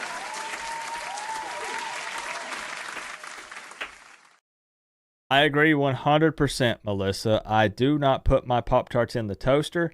I typically just eat them raw. We just raw dog it. But if we don't raw dog it, then I would prefer them to be frozen. It's a frozen, sugary treat. So thank you, Melissa. I'm actually right there with you. Speaking of, what do you guys think about the polo? The reason I ask is this is from Melissa. She sent it to me as a Christmas present. So thank you very much for that, Melissa. I know that we talked via text, but I can tell you right here on camera. Thank you. I love this thing. It's so comfortable. I love that it has Sebastian. I love the Sebastian patch over on the side, the minimal Adidas logo. I love it. Love it, love it, love it. So thank you. That was very thoughtful. Thomas Shiver with the 8 months. He says, love you, Coop. Hey, man. Appreciate you, Thomas. This season was a wild ride. Was a wild ride, wasn't it? But we got to experience it together, the highs and the lows, and we made some big time memories. So thank you. Appreciate you, Thomas. We'll get it open back up here. Martinez did not impress me this season. I mean, I'm a huge Fletcher fan. Big time Fletcher fan. I wish they wouldn't have thrown Lyle in like they did there late, because he had that impressive showing in whichever game that was, but it was in garbage time. And I feel like then they played him a little too much when they should have stuck with Fletcher. I think that was kind of maybe bad for his confidence.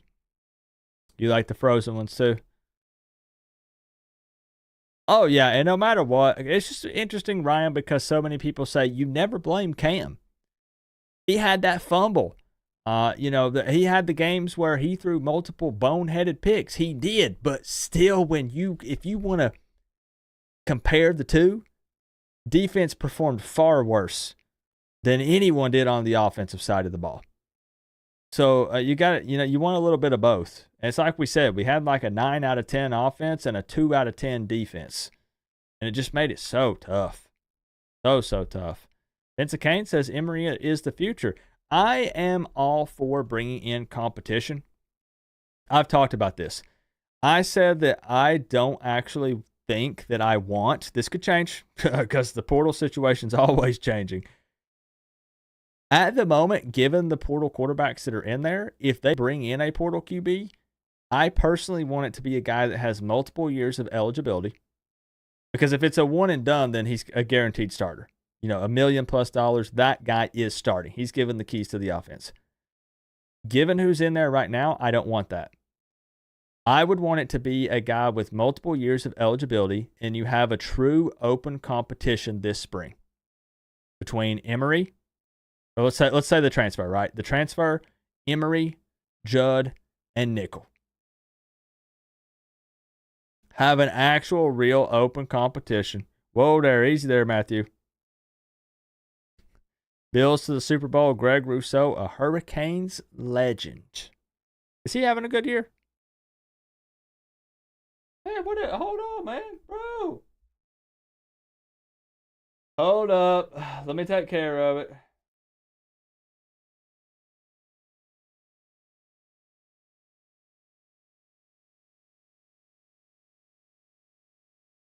All right, I got it. I like Luke Nickel as well, but I'm always hesitant. It's happened before, but I'm always hesitant about crowning a freshman. Not saying it's impossible. Luke Nickel's a dog. I think he's a great football player, and so happy that we got him. But, then if we want to argue Emery's been in the system, he has some game time experience, not a ton, but he does. Yeah, I don't know, but we could really dive deep.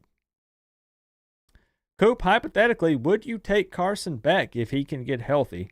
I think he would eat against ACC defenses. So here's the thing. I'm whispering this like it matters if I whisper it.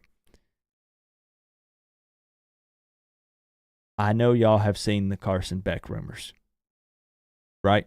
Has everybody here seen the Carson Beck rumors?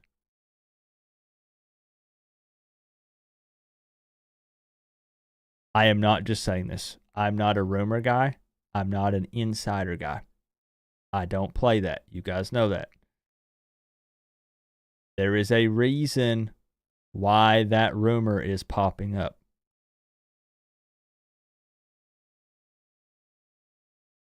I'm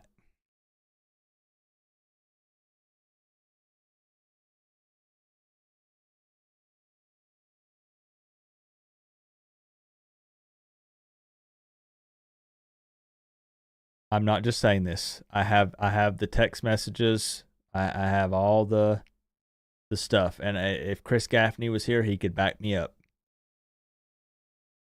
All I will say is there is a reason people are talking about it. Will that actually happen? Who knows? But all I'm saying is there is a reason why that is being brought up. And I'm not trying to be cryptic on purpose. I mean, I guess I kind of am, but I'm not trying to stir the pot. I'm not trying to pretend to play Mr. Insider. All I'm saying is I had multiple people call me and text me. And there is a reason why people are talking about it. I do not know if that will actually happen. Who knows? There are reasons why it makes sense. This guy's draft stock dropped this season. There are many people that believe that are inside with the Georgia program that believe he does not want to play another year at Georgia, but he doesn't want to declare for the NFL yet. He could have one more year of eligibility. He's dating one of the Cavender twins. If Miami doesn't want to rock with Emory or one of the younger guys, if they want to hire a mercenary and bring in an experienced guy, I'm not arguing for it or against it.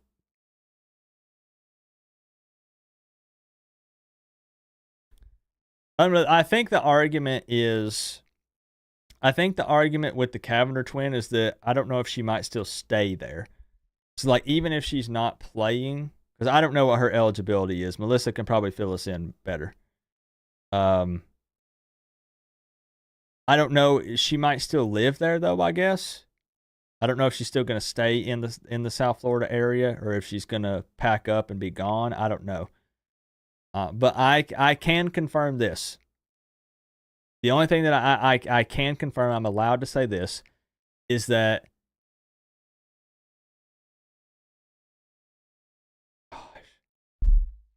this is why I don't like I don't like being an insider guy.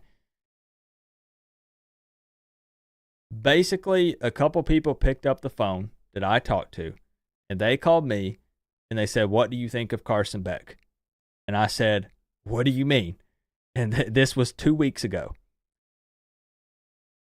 And they said, "What if he was the starting quarterback for Miami in 2025?" And they said, just something to put in your ear to think about, because some conversations have happened, and who knows what will happen with it. Probably nothing. It's probably nothing, and probably won't be the case. Would I take Carson Beck? I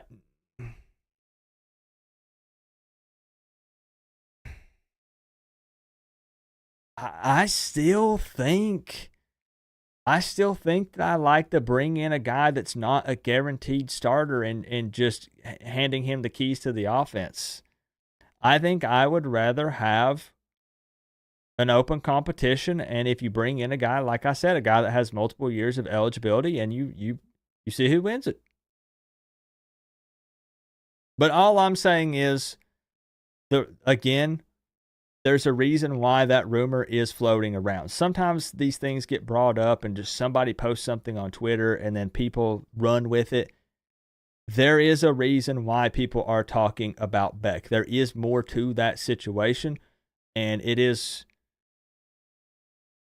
not impossible that could happen. That's all I'm saying. If I had to make a prediction, do I think it happens? I would say probably not. Would I want him? Probably not. No. I at this point, I would like to see a competition. It was cool to bring Cam Ward in. Would I do Cam Ward again, bring him in? Of course. Spend money on the defense. If you bring in a guy, bring in a 2+ year guy, let him compete. That's what I want. That's what I want. If it's Emory, if it's Judd the Giant, you know. But I chose to not speak on it. But since people brought it up, I will talk about it a little bit. But I'm just saying it's not impossible. That's all I'm saying. It's a lot of people are laughing at fans for even discussing it, but there's a reason why they are. There is.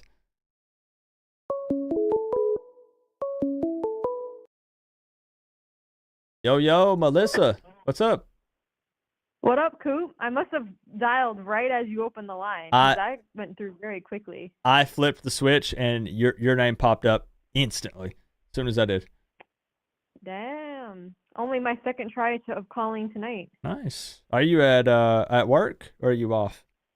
No, I'm off. I'm driving to Orlando in the morning. Oh, okay. Heck yeah. So you'll be there representing at Camping World Stadium? It'll be me and Vish and Jazz from Six Ring. Nice. The three of us will be in section 108. One last ride. One final time for 2024. Yeah, I had to see Cam play one more time. Yep. Yeah, that's probably my biggest regret this season is not getting to see him suit up and play in person. Well, I had saved some money because I got my money back on my Charlotte trip. So. Okay, well that's good at least. So I put it towards football tickets, and we're driving back right after, so I don't even have to spend on a hotel. There you go. That's a good plan. Yeah, I got to work on Sunday, so we're doing this all in one day. I don't know how fun this is going to be driving to Orlando and back in the same day, but we're going to make it work. Yeah. So you're also part of the frozen Pop-Tart group. Well, I'm not necessarily frozen. I just eat them straight out of the box. Yeah, a room temperature Pop-Tart. Like, I don't know why I'm not a fan of toasting them. You would think like maybe it would make the stuff inside kind of gooey, and maybe make it seem like it's kind of fresh. It depends on the Pop-Tart. Like, I'm a big fan of more of the fruity ones. I don't necessarily like the really chocolatey sweet ones. So like them being boiling hot just doesn't taste good to me. Like, just give it to me straight out of the box. Fair. Yeah, I'm with you. Yeah. What Pop-Tart are you? I saw you were doing the quiz.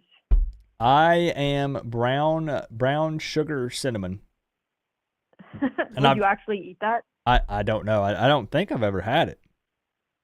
Honestly, some of these flavors I didn't even know existed. So. Here. Let's see real quick. We'll rapid fire. Let's see. Melissa, red, blue, green, yellow, purple, orange. Favorite color? Orange. Orange. Okay. Are you able to see the screen or no? I am, but it's delayed because okay. I'm in the future on the phone, but I'm regular time on the screen. Okay. It shouldn't be too crazy delayed.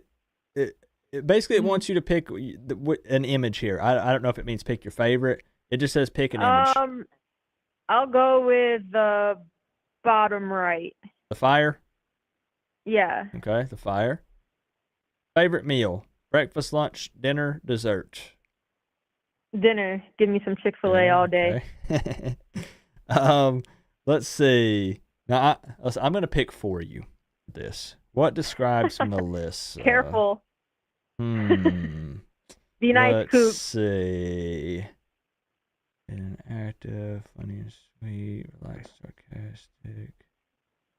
I'm gonna say confident and honest, but there are multiple here Okay. that could fit. But I like that. If you've seen my rage tweeting the last 24 hours, I am definitely very honest. Very honest. I agree. So yeah, pick the right one.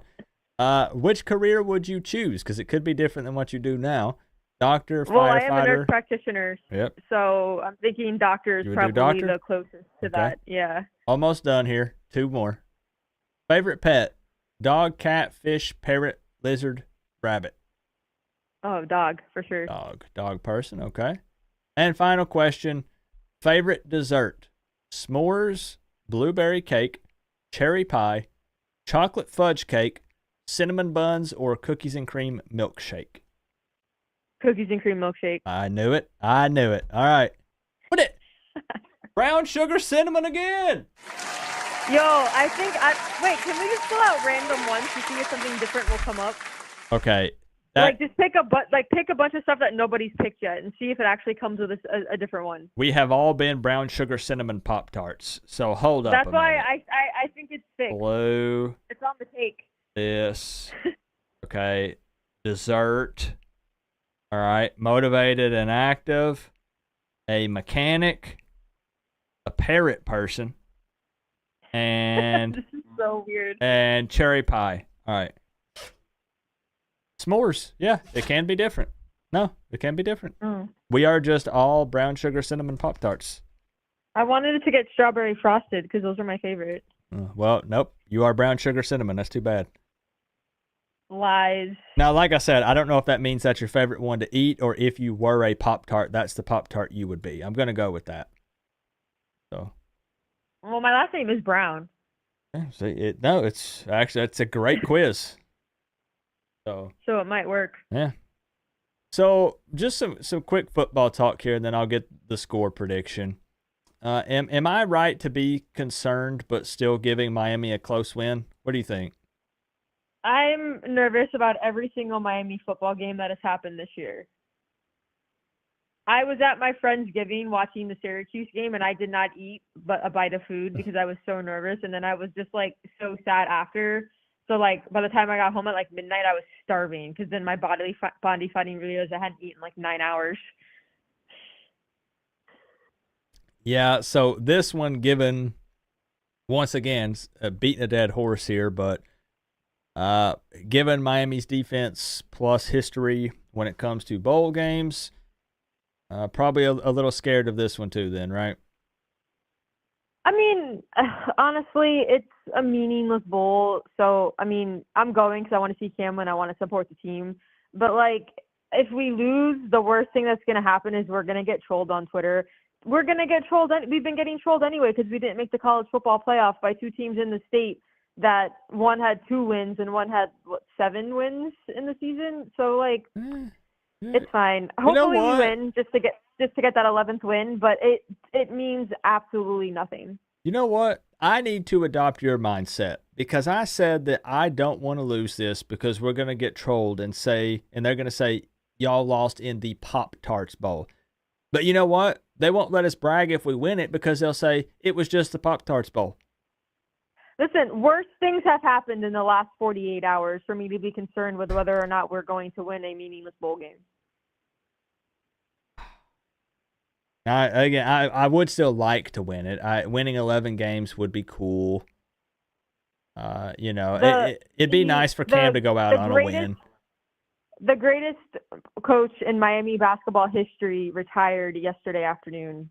These are the things that I have been occupied with over the last 24 hours. Man, and the amount of misinformation going out, and I don't even closely follow basketball, but even some of the stuff I read. Tweet for the last 24 hours. I saw that too, but I'm serious.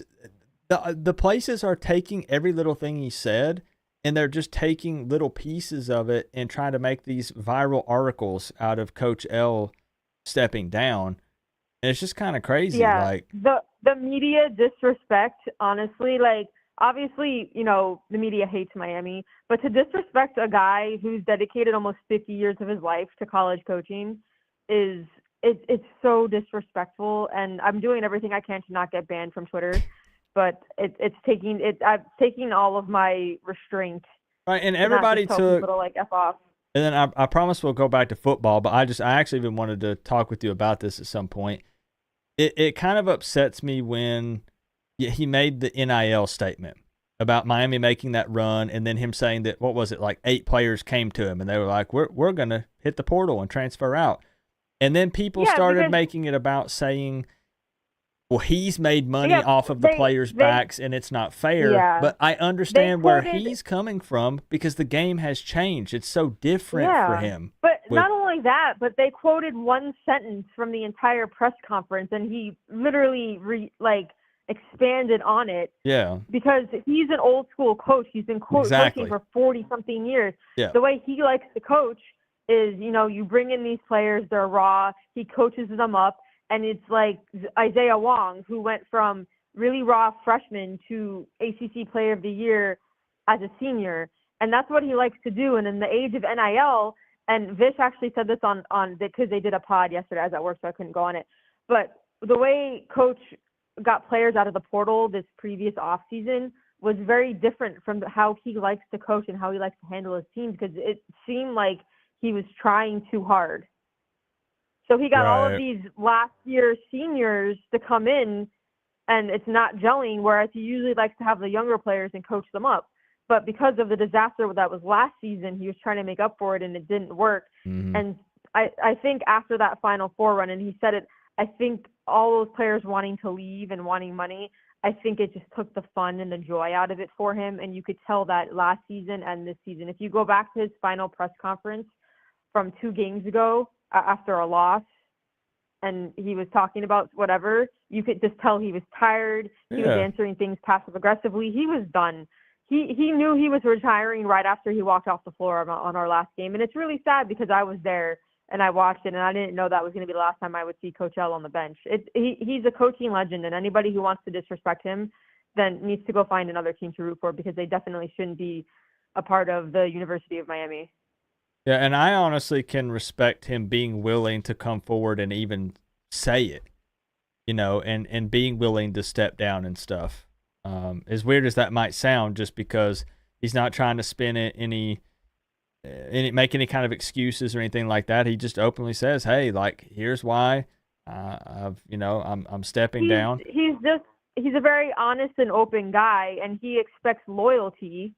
And he didn't get that the last few years because, listen, I totally understand players wanting to go and make more money, because a lot of these players aren't going to make it to the NBA, and getting NIL from college, they can make a lot of money that they can live on, after finishing college. I understand that. And he didn't say he was against them getting any money. No. That's what they kept trying to say. But that's not how he coaches. And so he in his heart wasn't having, and he said it after the Final Four. Someone asked him, why is he still coaching? And he said, because I'm still having fun. And if I'm still having fun, I need to keep doing what I'm doing. And he's not having fun now. And that's why he's stepping down. And people are giving him shit for stepping down mid-season. But at the end of the day, he's a human, and he's 75 years old.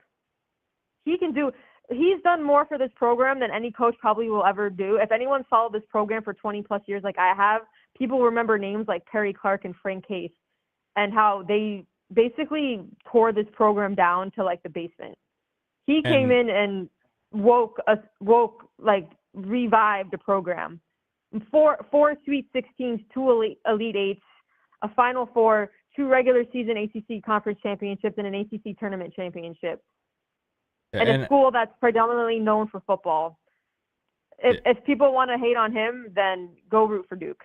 And I know they even asked him this question in his press conference, but I do think you would probably continue to see somewhat older coaches stepping down as this continues to, be a thing with NIL and the portal and stuff. And like I said, it'd be understandable. Imagine, take sports out of it, and just imagine being at your job for a very, very, very long time.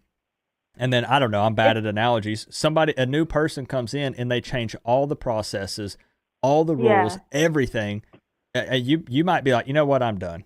I can't, I don't want to do this anymore. It's completely different. It's a different landscape. And it's why you've seen so many of the, older, OG coaches. I mean, Coach K stepped down. UNC, what the frick was his name?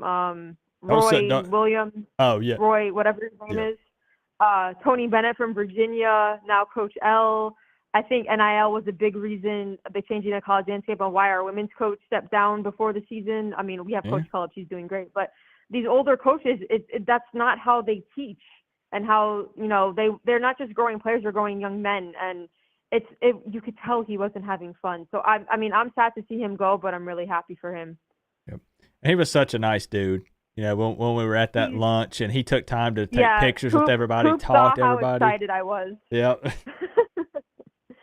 So we had the guys did a show yesterday for like an hour and a half just discussing about Coach L. So if you all want a good breakdown of what he's done for the program, go check out Buckets, a show that the guys did yesterday.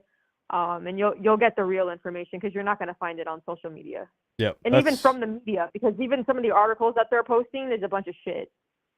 Yeah, if you want to know the actual like nitty gritty and talking about it, and the facts, not just trying to spin like headlines and things like that, then that's definitely where you need to go get your info. I was trying to find, because I had that picture that we took when we were at that lunch. I had that picture of me with Coach L. Okay, send it to you? I got it. I'll text it to you. Hold on. I know most of it. The one of me and Coach L? Yeah, I have. Yeah, because you had a picture with him, and I had a picture with him.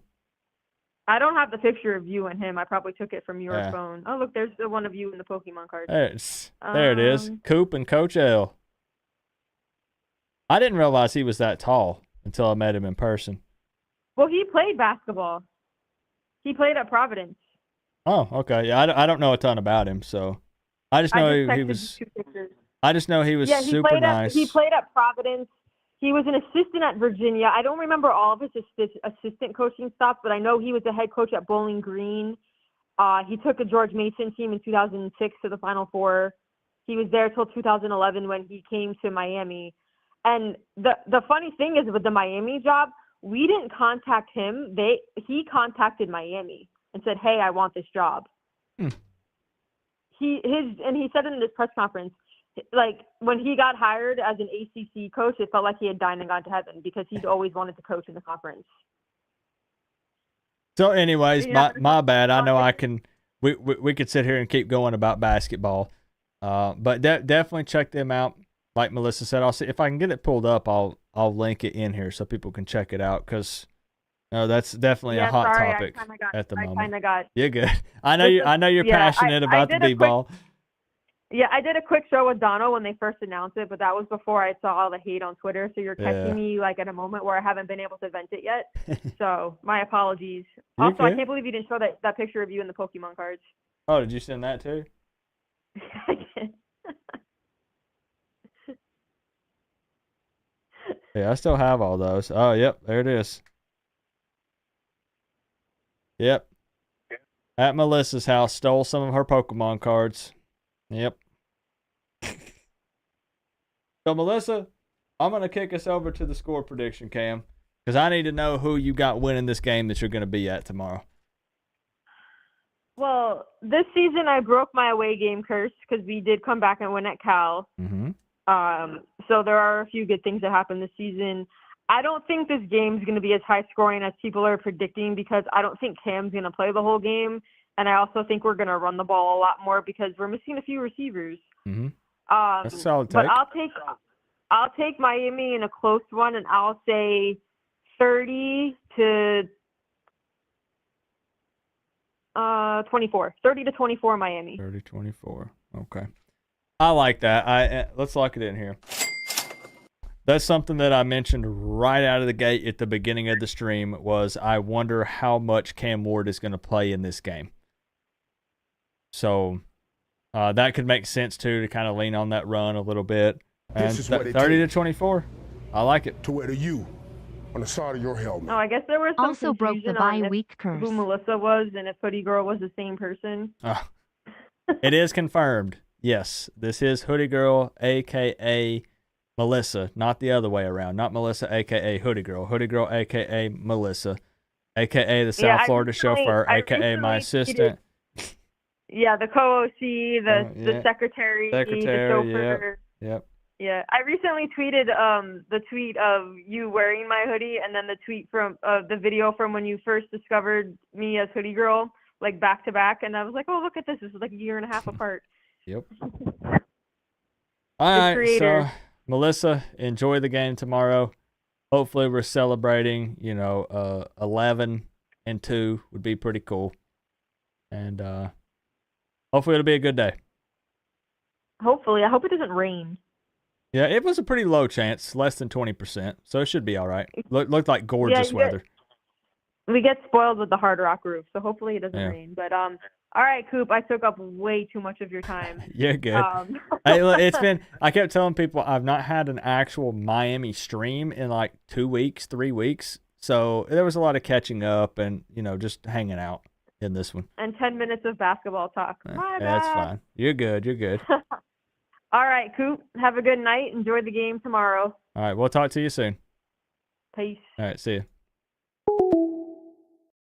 Yeah, that's something that I wouldn't mind talking about a little bit, just like not dedicated to that, but talking about the basketball stuff, because that was kind of wild. Call up whenever you have a second. Check your PO box. Well. Hold up. Before I get to that, Pensacane with the 2 says, also broke the bye week curse. Many curses were broken this season. The Miami Knights, the bye week. What else? The weekday, the Melissa curse. This is what it takes. A lot of curses.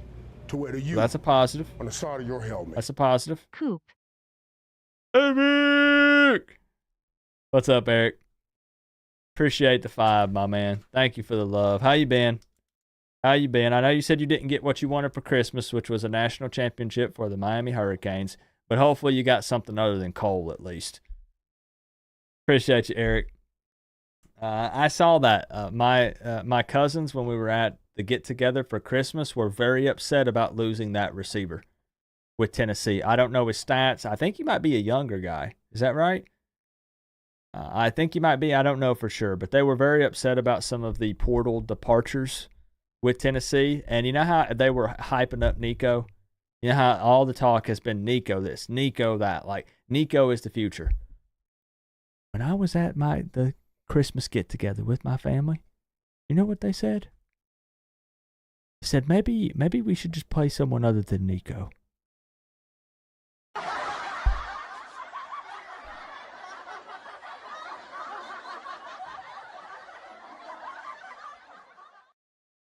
Say what?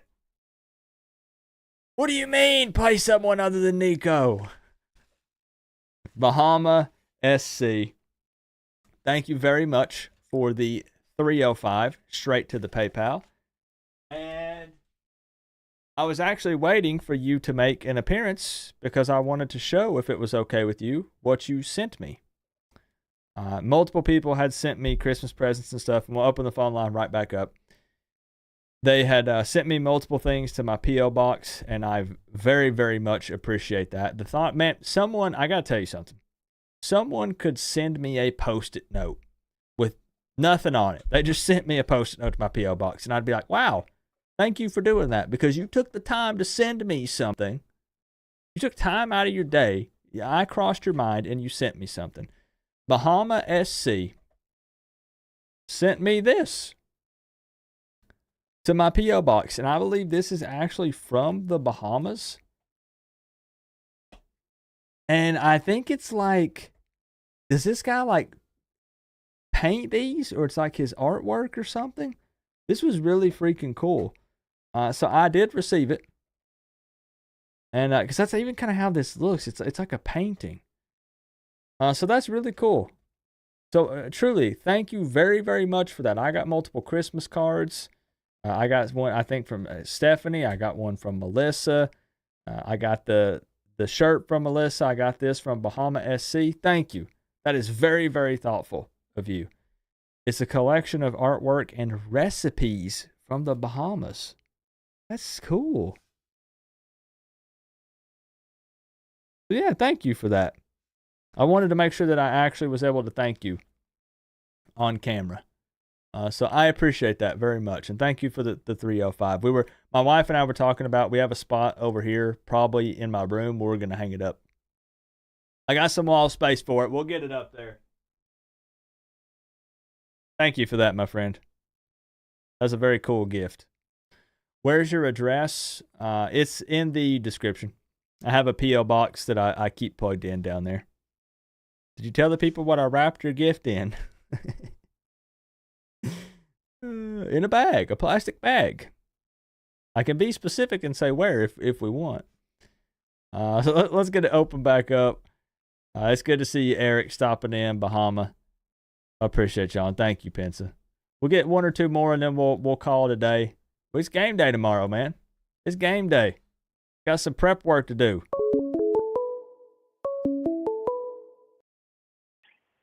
Speaking of Pensa Kane, there he is. How you doing, Coop? You know what?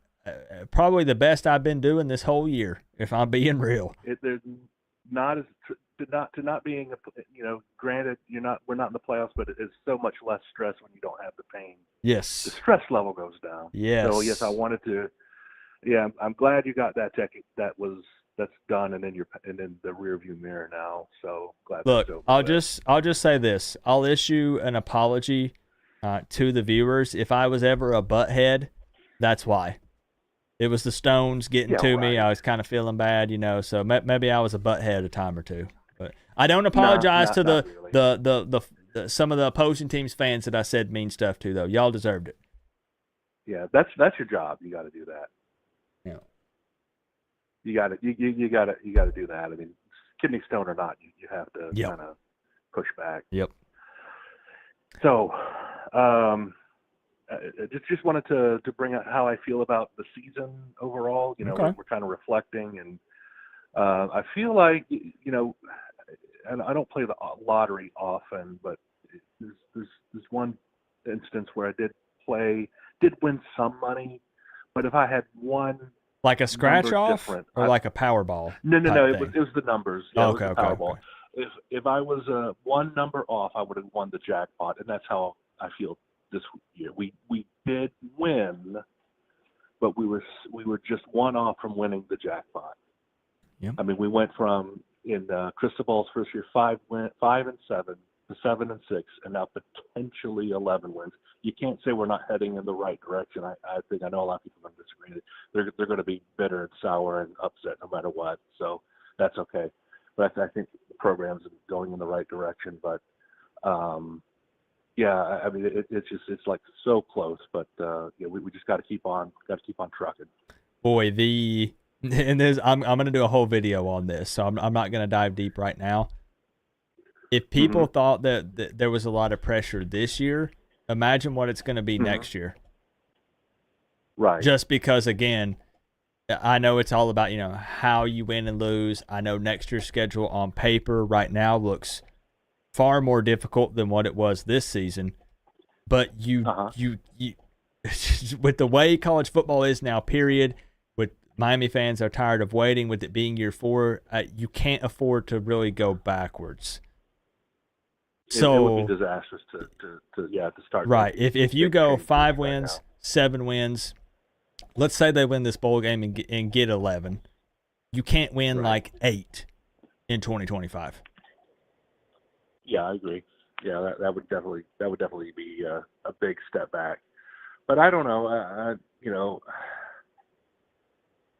I mean, I always try to be cautiously optimistic. I've been optimistic for 20 years, and I'm just going to keep on watching. And 20 longer. Well, yeah. I mean, 20 years since we haven't really been in the picture. I mean, I go back to the 80s watching the Canes, but yeah, it's been a long drought. But I'm just ready for us to turn around. And gosh, it just doesn't seem like it's like Groundhog Day.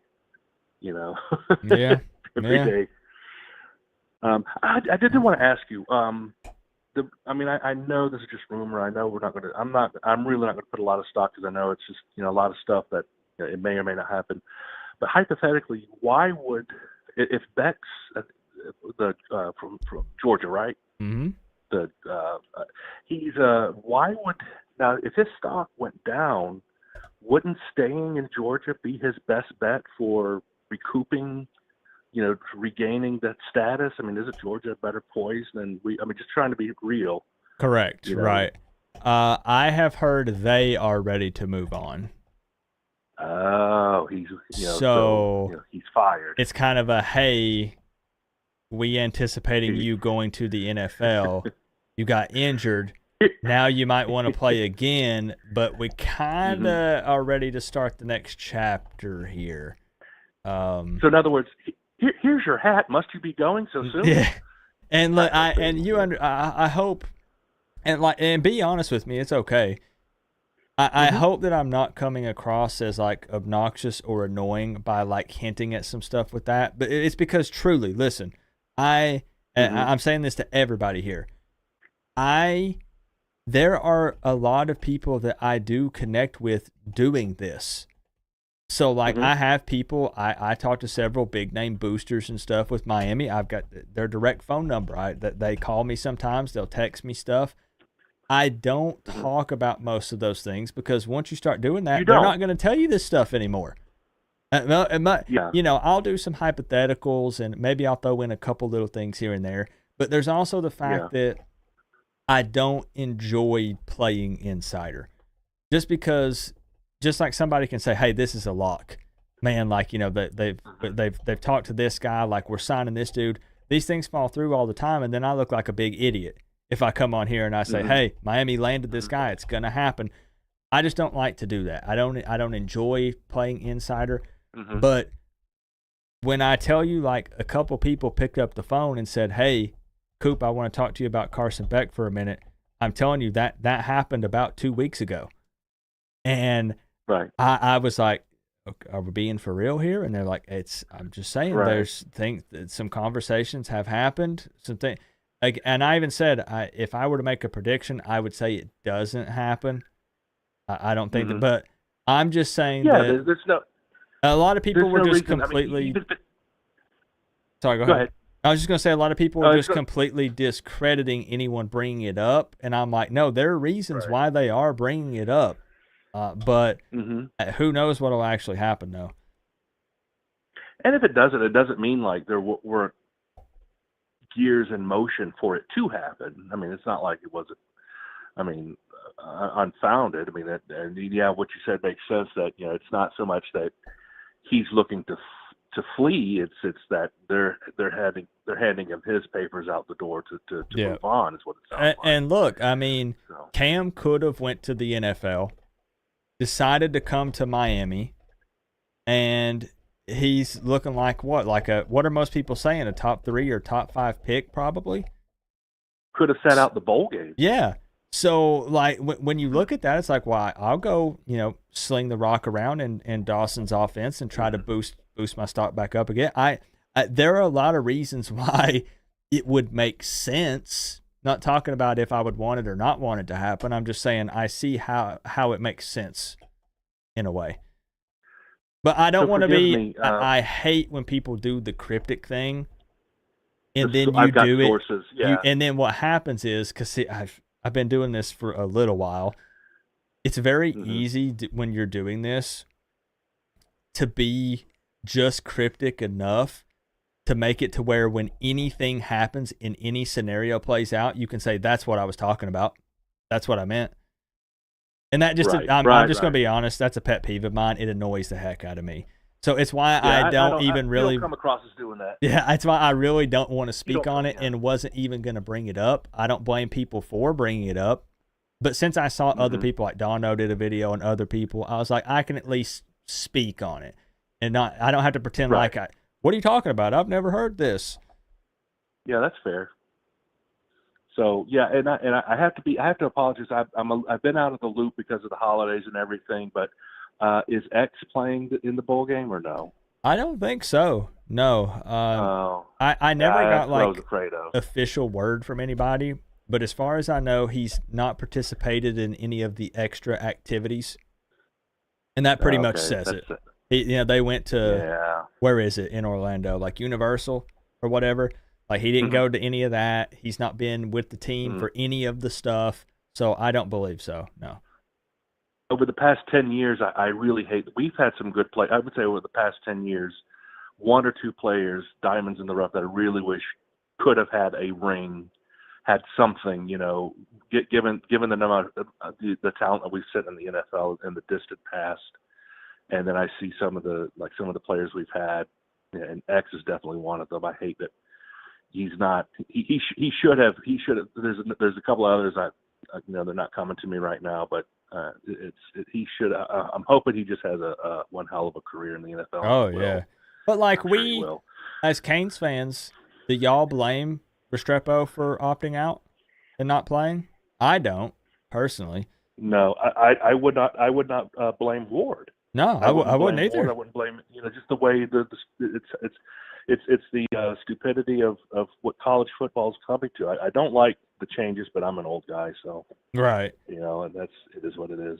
Yeah, but I said the same thing. I put out that video and I said, "Let's go, Cam is playing," but it was more so selfish reasons of like, cool, another game to see Cam Ward because we only got him for 1 year. Like, that's awesome.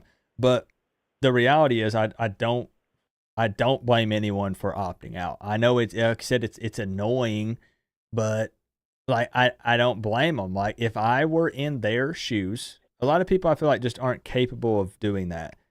If I'm in Ward's shoes, but hate me if you want, I'm probably not playing. I mean, it depends. He wants to go out on a win, I guess, right?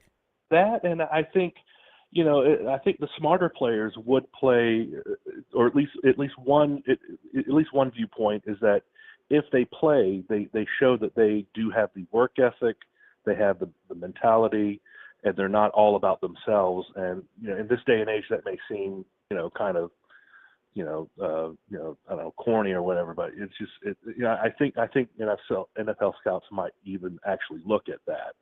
I mean, it's fair. I guess I know my luck. I'd break my damn leg or something. You know what I mean? Like first play of the game. You have to weigh the risk, of course. Yeah. Can't do any of the combine workouts or any of the stuff. Like. So, I'm kind of curious. What kind of Pop-Tart am I? Let's find out. Probably brown sugar and cinnamon, but there's let's see. Hold on. We are getting an ad for some zebra print panties. Do you know anyone who needs them? That's half off. It seems. Those are not panties. Those are men's underwear. Never mind. Okay, never mind. Let's refresh. Let's get that out of here. No. Those are for men. That now. Those are for guys. Okay. Favorite color: red, blue, green, yellow, purple, orange. I'm going to say green. Green. Excellent choice. Are you able to see the image? It might be delayed. I am. Okay. The blue cloud at the top. Blue. Okay. Kind of the blue swirly thing at the very top. There it is. All right. Breakfast, lunch, dinner, or dessert? Breakfast. I swear if you get brown sugar cinnamon. Okay. What describes you most? Do you want to pick or do you want me to pick? I have to. Well, I'll let you pick. Because I only know just like when I've picked for people through the channel, like conversations we've had. So up to you. You or I can pick. I tell you what, you pick, and then I'll veto it if I don't like it. Okay. I was gonna say kind of relaxed and sarcastic. I don't know if it's so much the sarcastic Bingo! Side, but I could see that and relaxed. Exactly what I thought. Okay.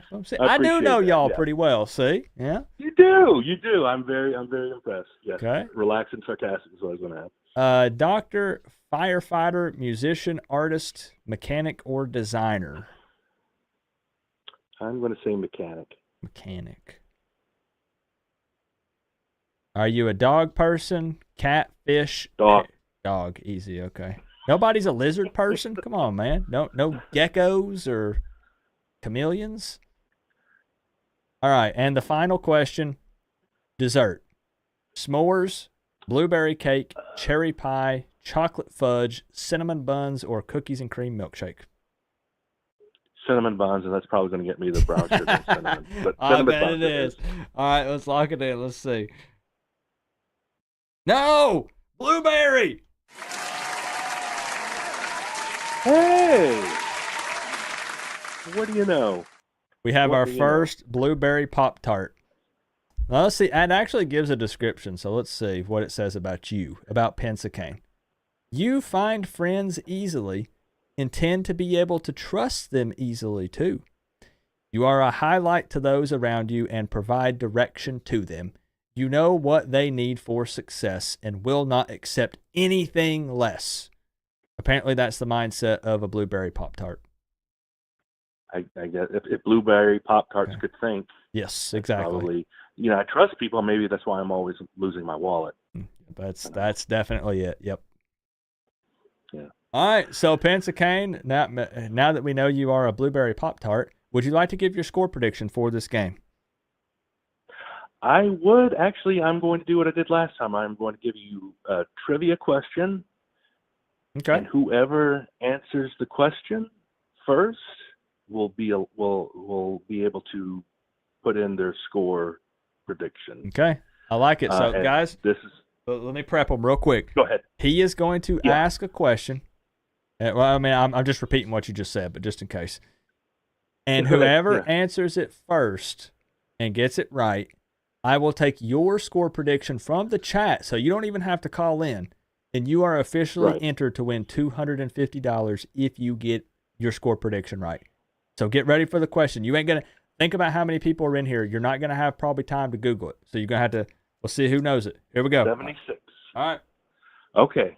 And okay, this is the name of the school. I will need the full name, not the acronym, not, LSU, FSU, OSU, anything like that. It's got to be the full name. Okay. Name the school that Larry Coker left Miami for, or ended up at, I should say. Where did Larry Coker end up after the University of Miami?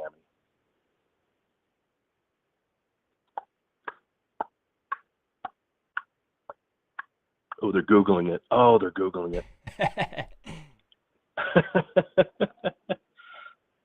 I'm going to say Yo for, looks like that's the closest, San Antonio.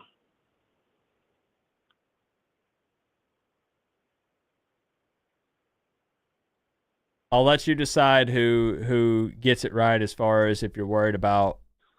I'm going to have to go with, hold on. Junior 03 spells it out. University of Texas, San Antonio. All right. I needed the full, no acronyms. I needed the full, because that happened last time. They said OSU, and the name was Oklahoma State. Well, there's 3 OSU, so that was my mistake. So, all right. It has to be full. So junior 3. And this is, hey, nobody gets super upset about it. This is, hey, so you can actually still just call into the show and give your score prediction as well. So, it's not lights out. I mean, it's not game over. You can still call in. So, Junior 3. All right. So, Junior, what I'm going to need is for you to drop your score prediction down in the live chat. And that will make it official. So if you get it right, you win $250. And then what I'll also need you to do in case you get it right, because it could happen, just tell me your area code. That won't dox you. Just drop your area code in the live chat and then text this number and say, hey, this is Junior 3. Because I need to be able to contact you if you get this right. And I want to make sure it's not someone impersonating you. Hey, have a good night, Robert Jason. I appreciate the comments and you hanging out tonight, man. See, look, this is what I anticipated more of while we wait for him, Pensacane, is this comment right here. This is what I've seen all week. Hey, Miami Hurricanes fans, your team went 10-2. Where are you going this bowl season? To the Pop-Tart Bowl. No, seriously, there are too many bowl games when you have a Pop-Tarts Bowl. But, man, I know people were laughing because they attached the Pop-Tarts name to it with them sponsoring it. But as cool as some people say the Gasparilla Bowl is because it revolves around a mythical pirate, I would rather be playing in the Pop-Tarts Bowl, which is a higher tier bowl, than one like that. Beating up on Tulane That doesn't Yes. do anything for you? Yeah. Oh, okay. Well, good Now, for us.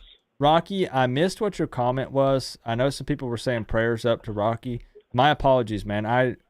I missed what happened. Feel free to text me or DM me, Rocky. I just missed it. I'm sorry. It got lost in the sauce in there, so I didn't see what happened. But I'm seeing people say that, so just let me know. Message me if you need something, my man. I'll try to scroll up and see what went down. I don't want you to think I was ignoring you, bro.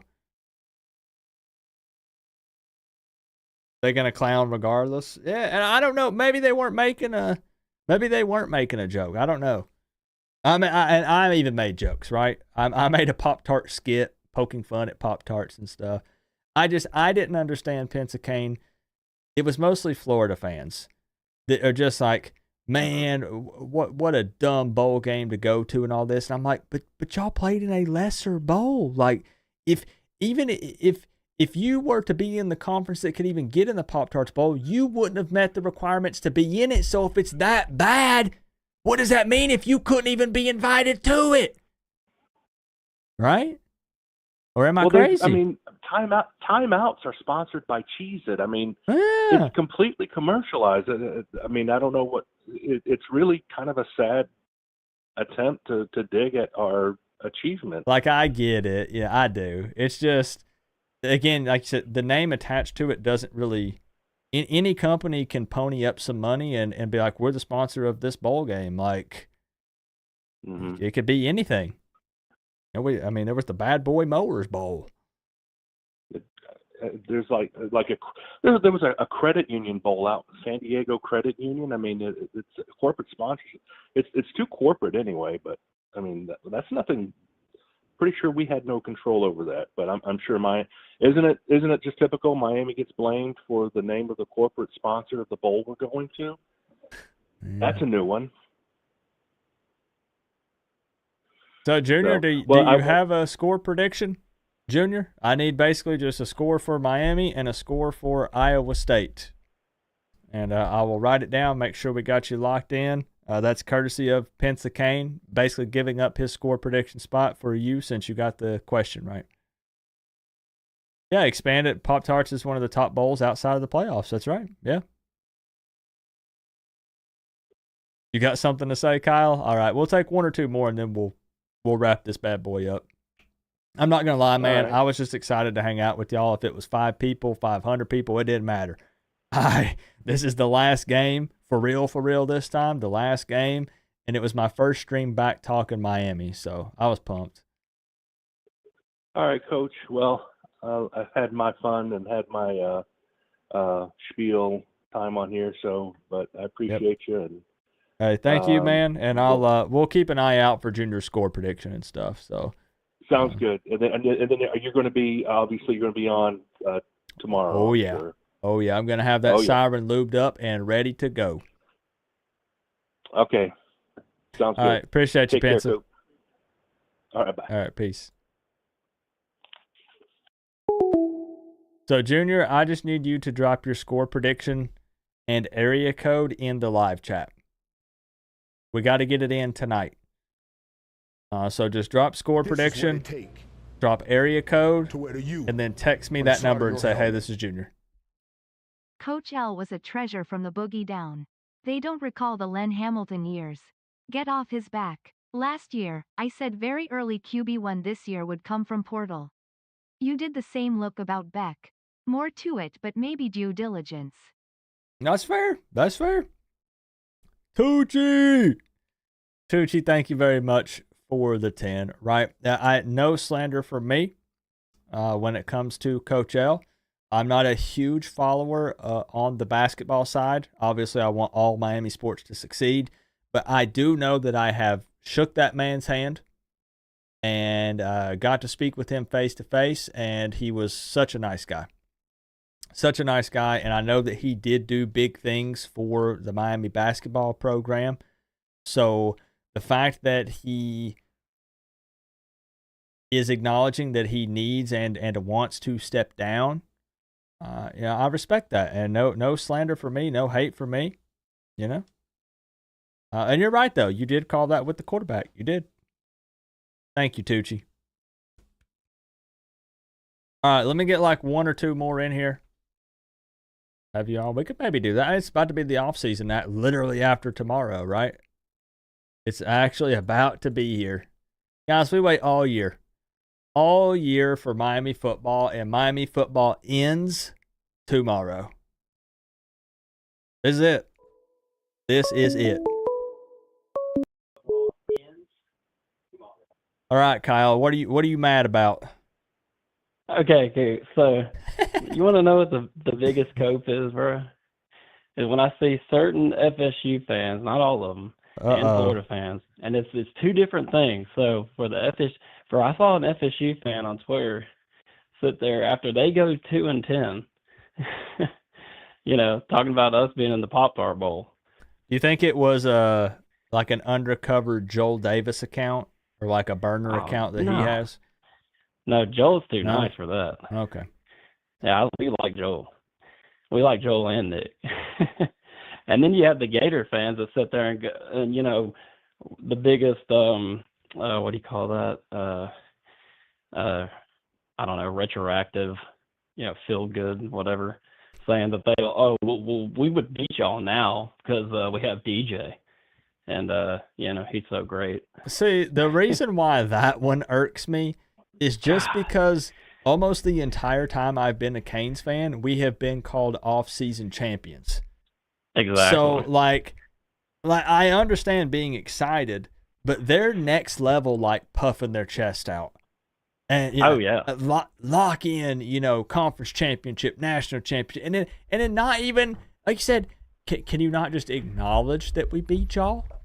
Why do you come out? I know you've seen it because you're on there on Twitter. It didn't count. It didn't. Yeah. Everybody knows the week 1 games; those don't count. This is what it That's takes. it. What are you talking about? To where the you. Right. Yeah. Oh, yeah. Even someone I know Night that all. I used to Can work you do a with, video on who is going to he replace lives here Mr. in Automatic Alabama, but Andy? he's a Florida fan. We talked about and he's QB, sitting there death, like, well, we and beat all. y'all now What with about the K? What with do you know Lagway. And I'm about like, him? bro, really? And then puffing his chest saying like they're about to get Chip Kelly's about to come to Florida with all these rumors. Like it doesn't matter what you would do to us now. You had your shot to play us. Exactly. I don't care if it's the first game of the season, bro. We played them on the road. As far as I know, quick math here. Did Miami not win more games this season than Florida and Florida State combined? Am I wrong? Nope. I mean, they can sit there and make fun of us only because they can see that, okay, yeah, it's a disappointment in that perspective of, well, we could have made the playoff or we could have played for the ACC. I get that. Like Miami fans are mad over not being in the CFP and being in the Pop-Tarts Bowl. But it's not that. I mean, come on. We're still 10-2, could go 11-2, and still have everything in front of us the next season. We get Florida Notre Dame State and Florida at home. Florida State, no bowl game. Florida, the Gasparilla Bowl against who? Tulane. Like, come on, bro. Come on. Yeah. I mean, Tulane just had no. But you know what, though? That. Is much as we talk about it, and I talk about it irking me and getting on my nerves, man, my receipts folder, those bookmarks, because I say this all the time. I get a lot of feedback on the Inside Insight show where people say, Coop, why did you let them get on there and run their mouth and keep hyping their team up and saying all these bad things, and Miami's such a bad football team and all this stuff. And I do the same. I'll give you an ad. Look, right here. Right here. See what I'm doing? Digging that hole. Digging it deeper and deeper. And that's exactly what happens, man. They sit in here and they say kindergarten canes, and I use this analogy all year. Right. You got beat by those kindergarten canes. Oh, off-season champs every year. Well, you got beat by the off-season champs. So what does that say about you? So I love it. Really, at the end of the day, as much as I'm going to sit here and dog them and say all this stuff, I actually do love it. And Rocky Top, thank you for the 5, my man. We'll definitely get into that. Off season is going to be full of this is what we got to do. Hypotheticals, portal moves, roster, talent acquisition, like all that stuff. I appreciate you, Rocky. So yeah, man, I'm for it. Yeah. Yeah, I'm all in for the trolling and trash talk, but that's just the main reason I never trash talk, because I don't want to be the guy that's gonna beat your chest all off season and then we go into that Florida game and get our ass beat. I'm just gonna sit back. It's the internet, Kyle. Somebody bookmarked it. Somebody screenshotted it. They're gonna say, "Hey, this you? Was this you, bro? Did you say this?" Right, exactly, bro. I mean, especially if you put it on the internet, it's there. So you better really feel confident in what you say. Yep. I just never trash talk. I just want to watch my team win, like we did this season. Fair. So Kyle, you like Pop-Tarts? Oh yeah, man. I love them, man. I grew up loving them. I love the unfrosted and frosted. Oh, you crazy man. I mean, I know, because I was watching a lot where you were like, unfrosted, who would eat that? Ugh. Everyone says. Oh gosh, that's actually the ones I ate growing up, to be honest. And they used to be really good back then. I thought. A kid, and you ate the unfrosted? Mm-hmm. Man. Yeah. But I don't really like the toasted. I don't want to toast them. This is what I just like to eat them right out of the package. Yep. I'm with you on that one, though. UF led 6-0 I like the at mixed the berry, half over though. Tulane. That Miami really is rules pretty good to FL. me. I've liked that. And like cinnamon roll, it's pretty good. Okay. Like I said, I need to try some new ones, though. I mean, I've probably tried less than 5 total Pop-Tart flavors. So really, which ones have you tried? Strawberry, cherry, blueberry, wild berry, and cookies and cream. That's about it. What did you think out of those? Did you like any? They were pretty much all disgusting, except cherry was edible and strawberry was probably my favorite. That's it. Do you remember them though? Back like late '90s, mid to late '90s. Because I know we're roughly close to the same age. Really. I mean, I feel like they. You know what? You know why I'm not a big fan of Pop-Tarts? Why? When I was a kid, my mom wasn't home one time, and I didn't want to get the toaster out, so I put it in the microwave and I left the packaging on it. And I think it scarred me for life, because that sucker lit up, caught on fire instantly, started sparking, and it's bad memories, I was probably like, I don't know, I was like 7 or 8, Well, dang. I thought it would keep the heat in it, you know what I mean? Like keep it in the packaging, and it would that's not the way it works. Needless to say, Mama Coop didn't leave Coop. Oh, she doesn't know. She still doesn't know. I hope she doesn't watch this. Oh, okay. Well, she doesn't know. She's not in the chat. Yeah. So, what about though this Iowa State team? Man, they got some weapons at the receiver position, a contested catch machine plus a deep threat, over 2,000 yards between the two of them. They got an okay running back. They got a quarterback he can run if he needs to. Defense is just nothing super special, but they have some tackling issues. You think the Canes can get it done? Bro, I think it's going to be tough. Like, the thing is I've really only watched them play their Big 12 championship game, which to me really isn't indicative probably of how good they are. I think like their main X factor is their coach. I mean, Matt Campbell. I mean, he's built. Bro, he's been there, what, 10 years or more, right? Oh, yeah. Right, yeah. And it's his first 10-win season, I think, since he's been there. Right. And, I mean, if you take a team like Iowa State to the Big 12 championship game, I mean, I know they got blown out, but, I mean, I just feel like he's got a lot of experience. They were in their conference championship. I mean. Right. I wish we could have been. Yeah. We should have been.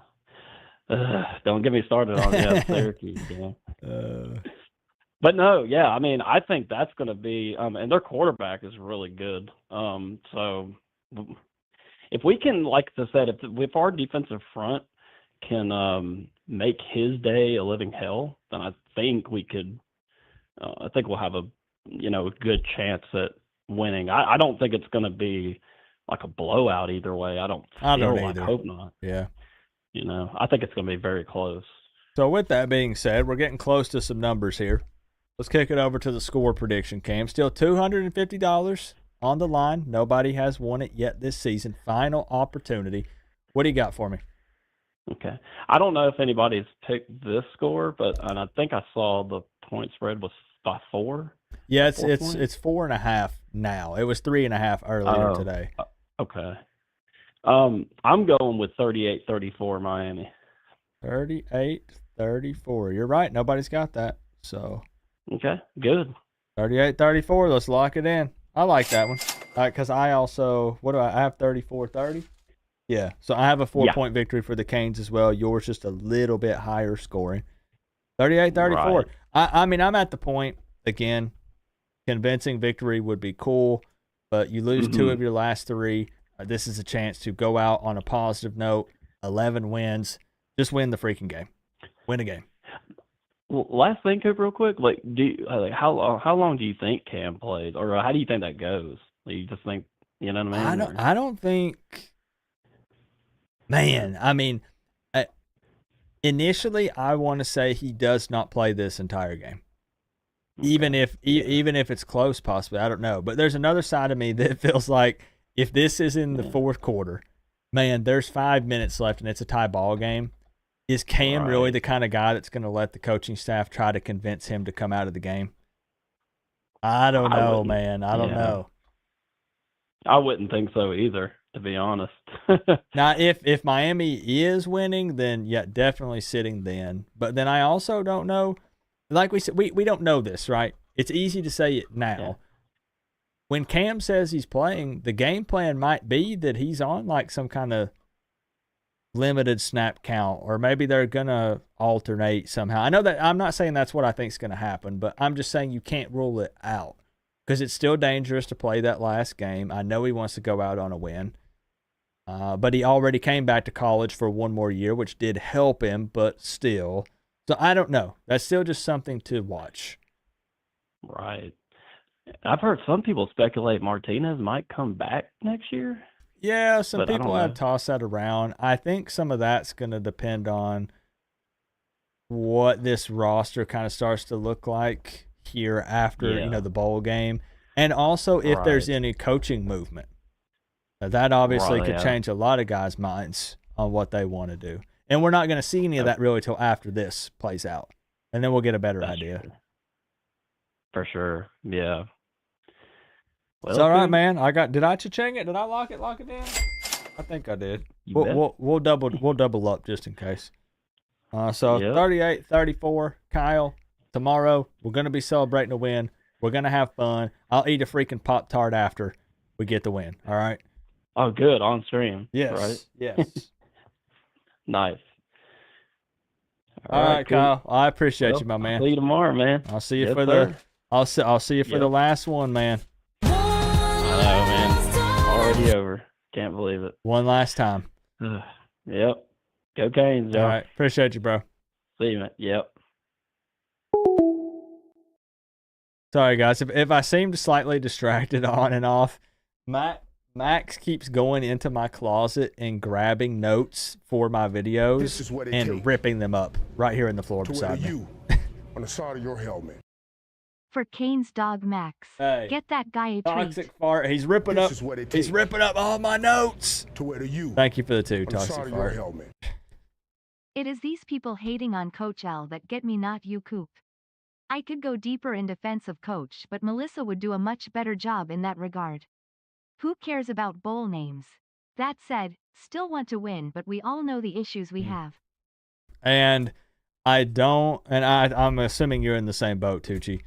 I don't anticipate any of that being corrected by tomorrow, like being any different. Why would the defense come out and just look like a totally different unit? They're not going to. Anyone know why XR7 ain't playing? The same issues are going to be there.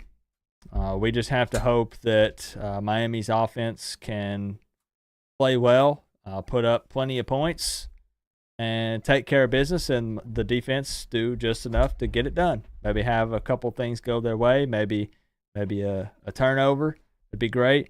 But there's still some big issues with the team. Thank you, Tucci, for the 5 and Toxic Fart for the 2. He's going wild. He's going crazy down here. Anyone know why XR7 ain't playing? I mean, pure speculation here. I don't have any inside information on this. I think given, like, he's going to play in the NFL. Xavier Restrepo will be drafted, but there's no guarantee there. Like, Cam knows he's going to get drafted. So how do I break this down? There's an argument for Cam where you say, well, if he knows he's getting drafted, then why even play in this game? But he wants to go out on a win. Like, I get it. For Restrepo, there's no guarantee necessarily. I think he does, but no guarantee. So what I'm getting at is he definitely has to make sure that he's prepped and ready to participate in the combine workouts and all of that stuff. And it's just chancing too much for him to possibly get injured and screw everything up. And he's in a situation to where it's not like Restrepo is a hired mercenary that came in. Everyone knows he's loyal. They know what he's done for the University of Miami. He's broken several records. He doesn't really have anything else he needs to prove. And I think that most Canes fans agree that they don't feel like he's letting the team down and that they're not upset with him. And I think that he knows that, and he says, you know what? The fan base is not going to eat me alive. They're behind me, whatever I decide to do. I need to play it safe. I need to be ready for the combine. I need to make sure I'm not injured. And like I said, I do believe he will get drafted. The dude will be playing on Sundays. But this is life, and there is no guarantee. That might not have anything to do with it. It could be his agent saying, do not play. And he says, I need to listen to that guy. It could be some outside thing. Maybe he has a nagging injury and he's been playing through it and he really doesn't want to push chancing, re-aggravating it late, in a bowl game like this. I don't know. But those are just a few of my potential opinions. I'm not sure. What's up, Doo-Doo? Good to see you, my man.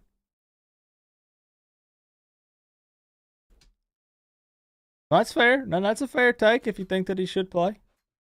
That's fair. I don't fault any of these guys, man. If they don't want to play, don't play. If they do want to play, then play. That's just my opinion.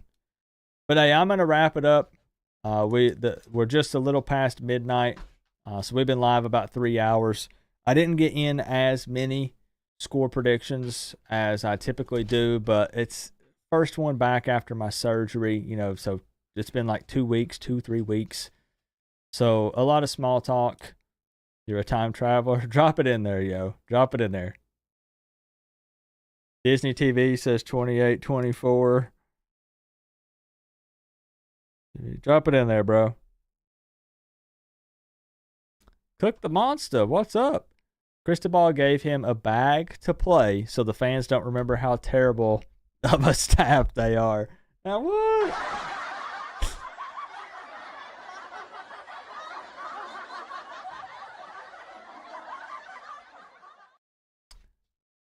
I don't know. Good question, WT7. I mean, some of that could maybe be the types of offenses that have been ran when particular players were here that didn't provide quite as many opportunities to rack up, big time stats in their respective categories like receiving yards, passing yards, all that. Maybe something like that. Got 38-27. All right. 38-27. A time traveler. A time traveler, huh? All right. So tomorrow, again, guys, man, super excited. Final chance to watch Miami Hurricanes football in 2024. Cam Ward's last game, multiple other guys, their last game. I've got to win. But I don't think that it's going to be easy. I have 34-27 2:30. I'll be doing a live watch party just like we always do for the game. I would really appreciate it if you guys wanted to hang out, if you did, because it'll be our last Miami Hurricanes game together in 2024. And like I just said, I'm not trying to be weird or morbid or negative. There's no guarantees. And we got to wait all the way till, the tail end of next year before we get more Miami football. We're talking 8 months. So let's try to make the most of this. Let's have some fun with it. I'll have the siren lubed up and ready to go. We'll have one final game. One last ride in 2024. And hopefully the team puts it together and they can secure a win for us tomorrow. Shout out Joel Davis owning the board with the 99.99 times 3. You madman. Plus, trying to do a little bet that I'm still not going to hold him to, but it's up to him. He's a man of his word. He put it out there. We'll see. We'll see what happens with that. Glenn G, I appreciate the love tonight. My good friend Tucci, Toxic Fart, Pensacane, great phone call tonight, my man. Eric Birch, Rocky Top Kane, 904. Bahama SC, once again, thank you for the calendar. That was super thoughtful. Thomas Shearer, Melissa, Black Goatee, Mr. Analogy, Keith Parker, Randy the OT Wizard, Duck, a.k.a. Mullet Run, Ryan Griffin, Flick Shorts, Tropigal, Oski Broadcast. Thank you for the sub earlier in the stream. Vibe, the Clemson fan. Appreciate y'all. If I missed anybody, blanket thank yous. Blanket thank yous. This is it. This was the final call-in stream of 2024.